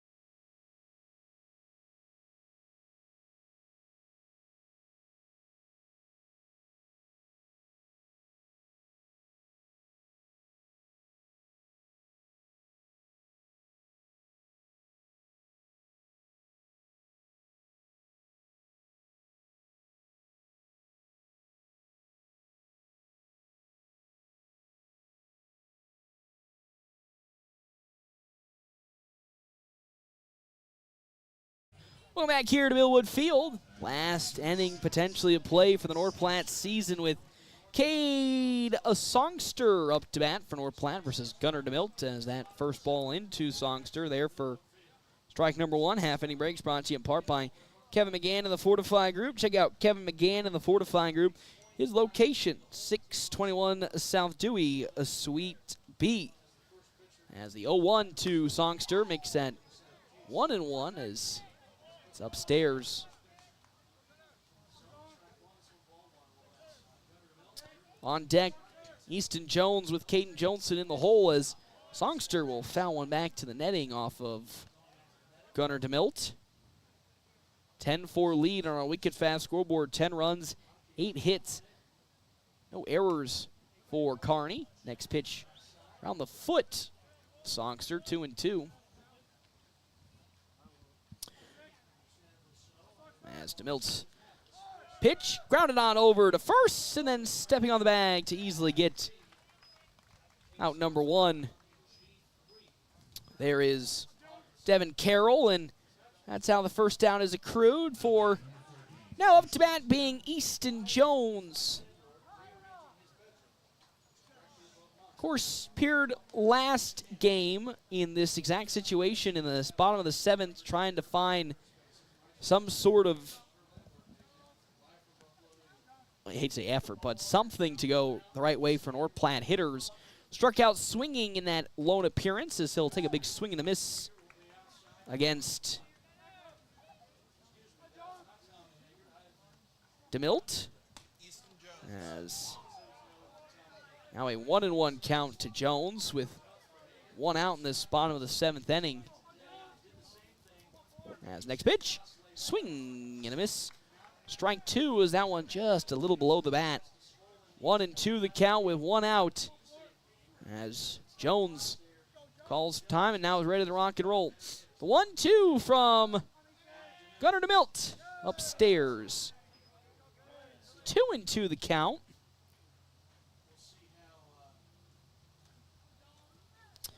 As Jones trying to find that hit. 2-2. Down low, ball three, and now he will potentially stare down the barrel of a walk here with one out. DeMilt with that 3-2 pitch. That one going to be fouled now down the third base side. The question, which I don't think has been answered, is if Jones gets a hit to the outfield, how's he going to get on over to first again with that swollen knee that it's been the reason he's been out in today's game. He smothers one out to left field. Back it goes to the wall, and it's off there. The one glove of Talon Lewis.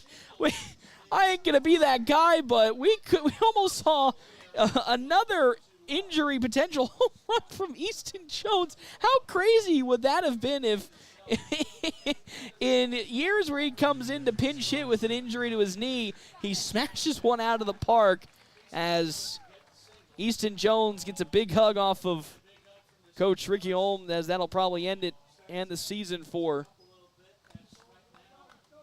Jones, who will end his North Platte career with another mammoth shot to left. As Tommy Haggart now will take over his courtesy runner for Easton Jones.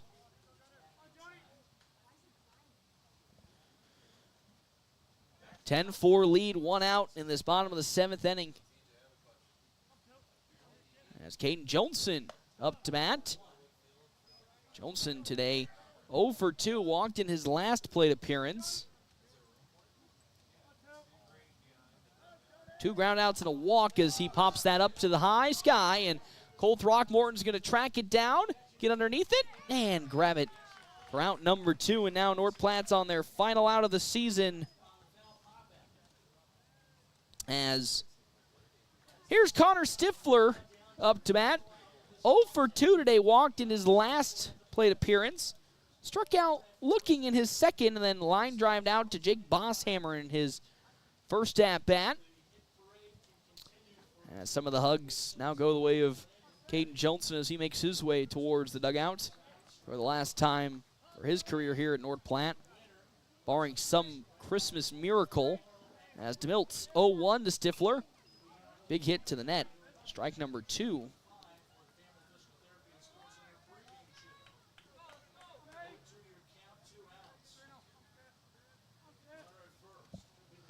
As the 0-2, DeMilt looking to end the game right here to send Kearney to state.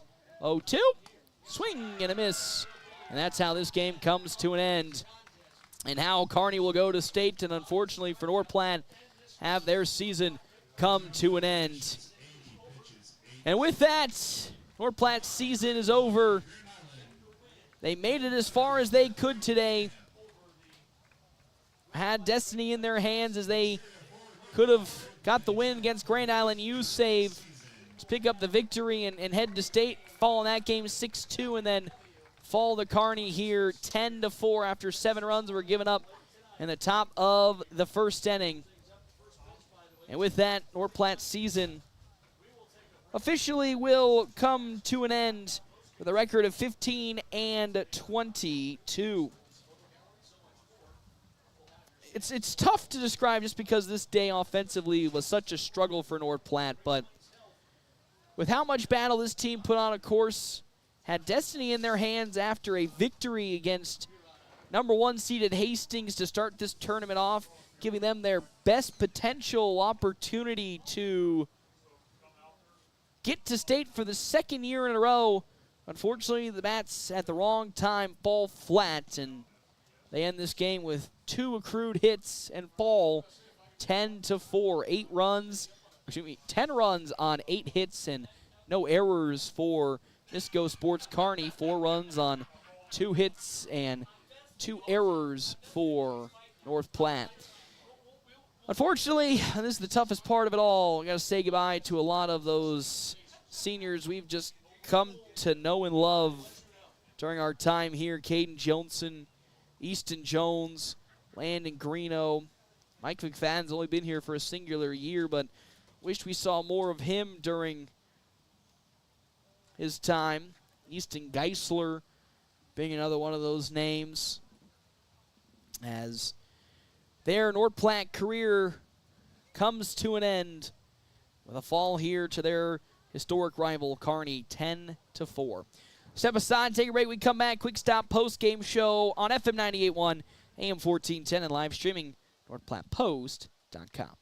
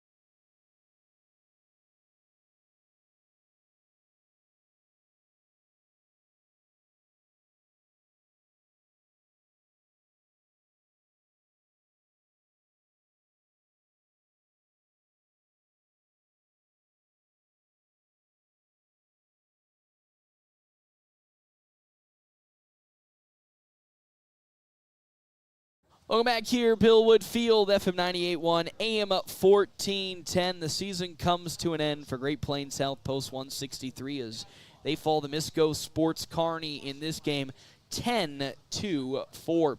10 runs, 8 hits, no errors for Kearney. 4 runs, 2 hits, 2 errors for Great Plains South Post 163 in the end of their season. It's a tough way to go out after starting this A7 district on the right perfect foot, you know, taking down the number 1 seeded Hastings in this match. You know, the number 1 versus 6 seed on Friday. They start their tournament off on the right foot, taking down Hastings. But then unfortunately, the rest of the way didn't go their way, had to cancel their game on Saturday due to the intense weather that made its way through North Platte, but then have to play today in a doubleheader against Grand Island USAVE as well as Misko Sports Kearney. And the destiny was in their hands in both games. They needed to defeat Grand Island USAVE to make it to state. They fall in that game 6-2 with the offense, just like it has been the last couple of games, falling flat on its face. And then here against Misko Sports Kearney, which we knew coming into this game was going to be a tough one with how good Kearney was and how good Kearney has been against North Platte historically. And they flexed their muscles, taking down North Platte 10-4. And they'll, of course, be playing not only in the next game in the losers bracket against Hastings to see who will be going to the championship match versus Grand Island Home Federal, but also they're going to states. 3 seeds, 3 bids coming into this year because Grand Island was hosting state. And unfortunately, in a perfect opportunity for North Platte to strike and secure that victory, they just couldn't do it. And with that, their season comes to an end as they finish it off this year with a record of, as I scroll to go find it on my game changer, 15-22 as everyone's out there giving hugs to all the seniors. And that's the most important part. We want to sit here before we go away and talk with head coach Ricky Holm. The seniors that are making their way through were Coach Holmes' really first ever recruiting class. Caden Johnson alongside Easton Jones. He had been talking with them and speaking with them for years on years and kind of, I don't want to say coaching them up, but giving, you know, that early scout to them. And unfortunately, this is how it all comes to an end for those guys. Shout out to, again, Easton Jones, Caden Johnson. Landon Greeno was a late addition after he transferred in from Kearney, as well as Easton Geisler, who's been here almost from start to finish as well. Mike McFadden was a addition specifically for this year as he comes from Lexington. Lexington doesn't have a senior team. I think that's all the seniors. I don't want to miss any of the seniors, but if I remember correctly, that's all the seniors for this year. And you just hate to see that this is how the game and the season comes to an end for North Platte, but they can at least hold their head high because, as they always do, they never give up to the very end. Made it to the places in the games that a lot of people probably didn't think where they were going to make this year after a not-so-great record. You got to be that guy, but not the best record this season, 15-21 after making it to state last year, being, my gosh, almost 10 games, I think, above 500, going on an absolutely meteoric run to end last season. But their season comes to an end at the hands here of their arch nemesis, Misko Sports Kearney, 10-4. With that, we'll step aside and come back. Coach Ricky Holm will be here to talk with us as well in a couple right here, FM 98.1, AM 1410, and live streaming NorthPlattePost.com.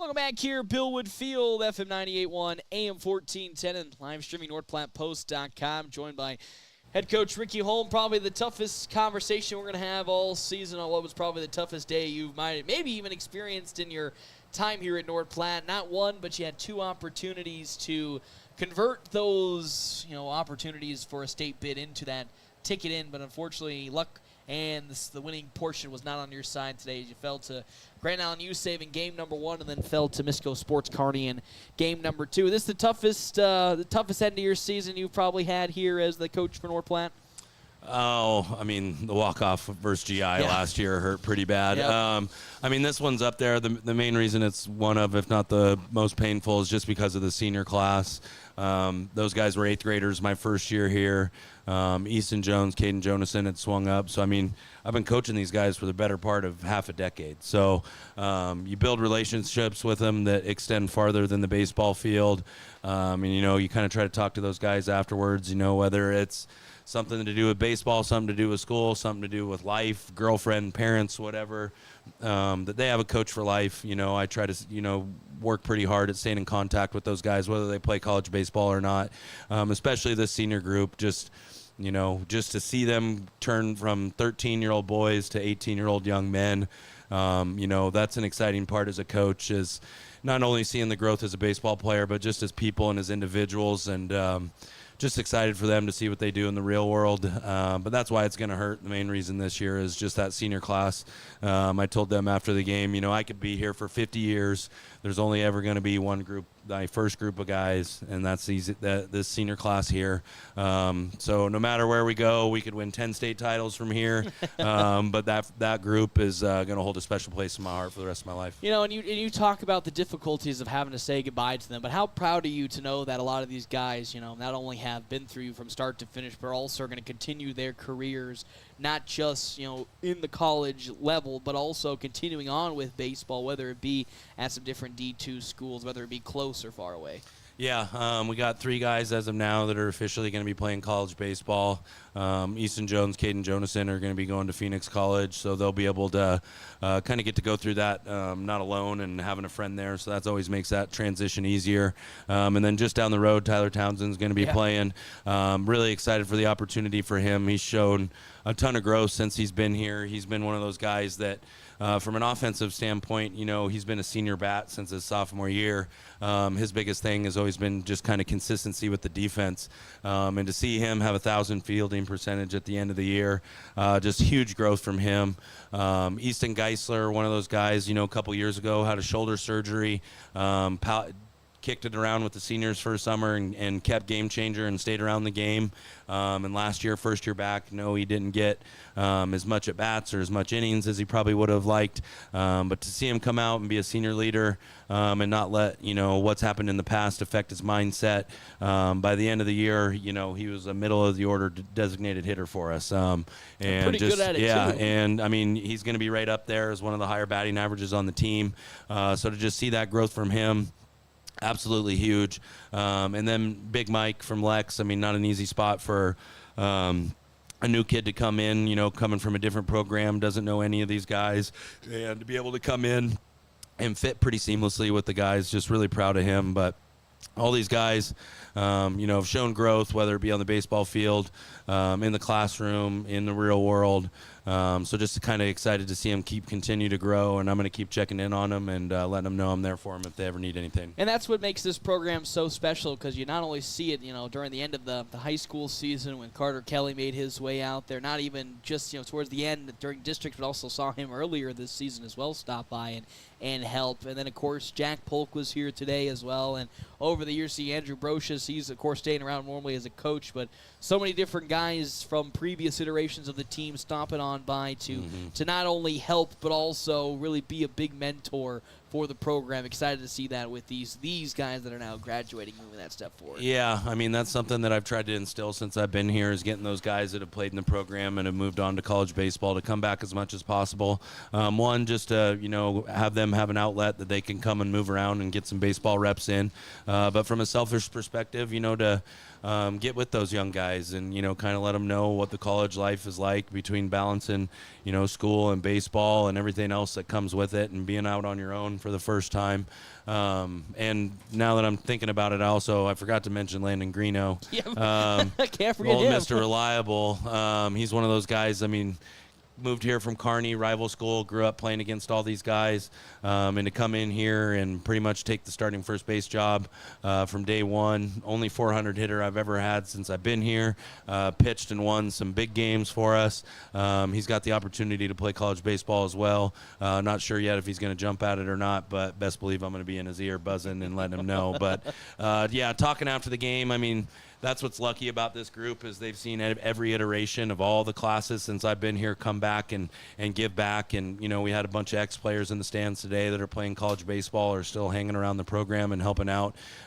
So I know those guys are going to do that. They're who they are partly as a player because of those guys coming back and kind of helping them out. And they're the type of group that they're going to pay that forward and they're going to come back and do that as well. So, yeah, it's one of those cool things that we've tried to create here of, you know, having those guys come back, and that senior group, you know, we'll take them back here as much as we can get them. Yep, and of course we can't talk about the seniors without talking about the next batch that are not only making their way up to seniors, but also the young guys. You talked during the end of the high school season. Maybe it was a little more prevalent, but very youthful this year. You of course, talk about the leadership and the experience that this team has always been through, but you can't forget that, you know, majority of the guys that have played this year all around the base pads, still some of the youngest that this program have seen starting from day one. So really take me through how you excited not only to see how they've grown this year, but excited for the work they're going to put in the offseason. Yeah, the amount of reps that some of our young bucks got have just been invaluable. Jacoby Silos and Cade Songster, 2 freshmen coming in, playing big innings for us. I know Song had got that broken forearm and had missed a chunk of his freshman year, and I know he's going to want that back, but that's going to motivate him not just in baseball, but in football and wrestling. And Jacoby Silos, I mean, there hasn't been a freshman that started a district game since I've been here, you know, so, and that's counting even Jack Polk. So, future's bright for him. I mean, he's probably, as a freshman, he's probably our best shortstop, our best catcher, our best pitcher. So the future is going to be bright for him. And then also sophomores, Connor Stifler, Jackson Peters, whether it be in the batter's box where we've had to rely on them here predominantly early in their careers, but, Stiff more so this year, but also Peters as we move forward. We're going to have to lean on them more as pitchers. So the innings that they got this year and the high-pressure situations are going to be invaluable as we move on into high school ball next year. And then our junior class is going to be seniors. We got, Dean McIntyre has been playing seniors since 8th grade. Ty Hannaborg's been playing seniors and swinging since freshman year. And then Tommy Haggart, new on the scene this year for seniors, but thought he blended in seamlessly in the outfield and ran the bases well. And knowing that all those guys have stuff in their games that they can improve. And that's the exciting part is even though we're young and we're losing a big bunch, a big important group of seniors, these young bucks that we have coming up, are battle tested and have played a lot of games that are going to help them succeed next year and as they move forward. So, you can't put a price on experience, whether you're failing or succeeding in it. The next time you get put in that same situation, it's going to be a little easier. So those, big games under the lights, bottom of the 7th, 2 outs, you're up, and you're either pitching or hitting, and you got to get a job done. All those guys were in those situations this year, and it's only going to make them better here as we move forward. What you love to see. Now, before I let you go, Coach will ask, what kind of the things you're looking for the team to improve on in the offseason? Maybe what are some of the things you took away from this season that you would do on your end of things look forward to and improve upon as well? Yeah, I know the biggest thing that I want to do during the offseason, it makes it kind of tough with guys playing other sports, but I want to do like a change-up school. I think that was something that really held back our pitching staff this year was not having a ton of guys that are able to locate that change-up and throw it effectively for strikes. So that's one thing especially that we're going to be trying to work on. And then also just getting a little smarter on the bases. This has been the year with the biggest disconnect between speed and baseball IQ and being able to use that speed to the best of their abilities. So just going to get them in a bunch of situations and, have them watch film and kind of see, I know for me it was always easier for me to learn once I had seen myself on tape. But that's going to be the biggest thing for us is being able to learn how to throw change-ups and attack those in hitters counts or as a strikeout pitch, and then getting a little smarter on the bases. So, that's the exciting thing about baseball is you could play a perfect game and still look back at a couple plays where it's like, oh, we could have done this or could have done that. But that's the exciting part as a coach is when you finally start to see that growth, when you don't have to yell, don't drift, or don't speed up his bat, or, hey, take away the bunt. When those guys start doing that on their own, that's what it's all about as a coach. When you see that growth both as a player and as an individual, because, I've said many times, we've done a pretty good job of sending guys to the next level since I've been here, but majority of the guys aren't going to play college baseball, and they got to go out in the real world and get a real job, go to school, turn stuff in on time, be somewhere on time. That's something that I always fall back on as a coach, is that hopefully I'm kind of instilling some of those life skills that, will make them, be more successful in the real world and as they get older. Coach, as always, thank you so much for stopping on by. Can't wait to see you. Next thing you know, it'll be high school ball, and we'll be having the same conversations we always love to have. Head coach Ricky Holm as North Platte falls in this district game against Misko Sports Kearney 10-4, and now fall to 15-22 on the season, having their season come to an end. Well, that'll do it for our American Legion baseball coverage. Next time that you'll be seeing me, high school would have begun already, and we'll be into the softball, volleyball, football season, which is just going to blow my mind because it felt like just yesterday I was closing the chapter on that and moving on to basketball, and now, well, by golly, here we go. We're starting again with it. Of course, Knights volleyball also around the corner. They move up to Division I, which is exciting. So we'll see how head coach Alexa McCall and the staff conquer that battle. Actually, Easton Jones is here, dapping him up. Give me a hug, big guy. We'll talk after the game when I get finished here. But we'll have, of course, more when we get back in the middle of August for the fall sports season. When we come back on FM 98.1.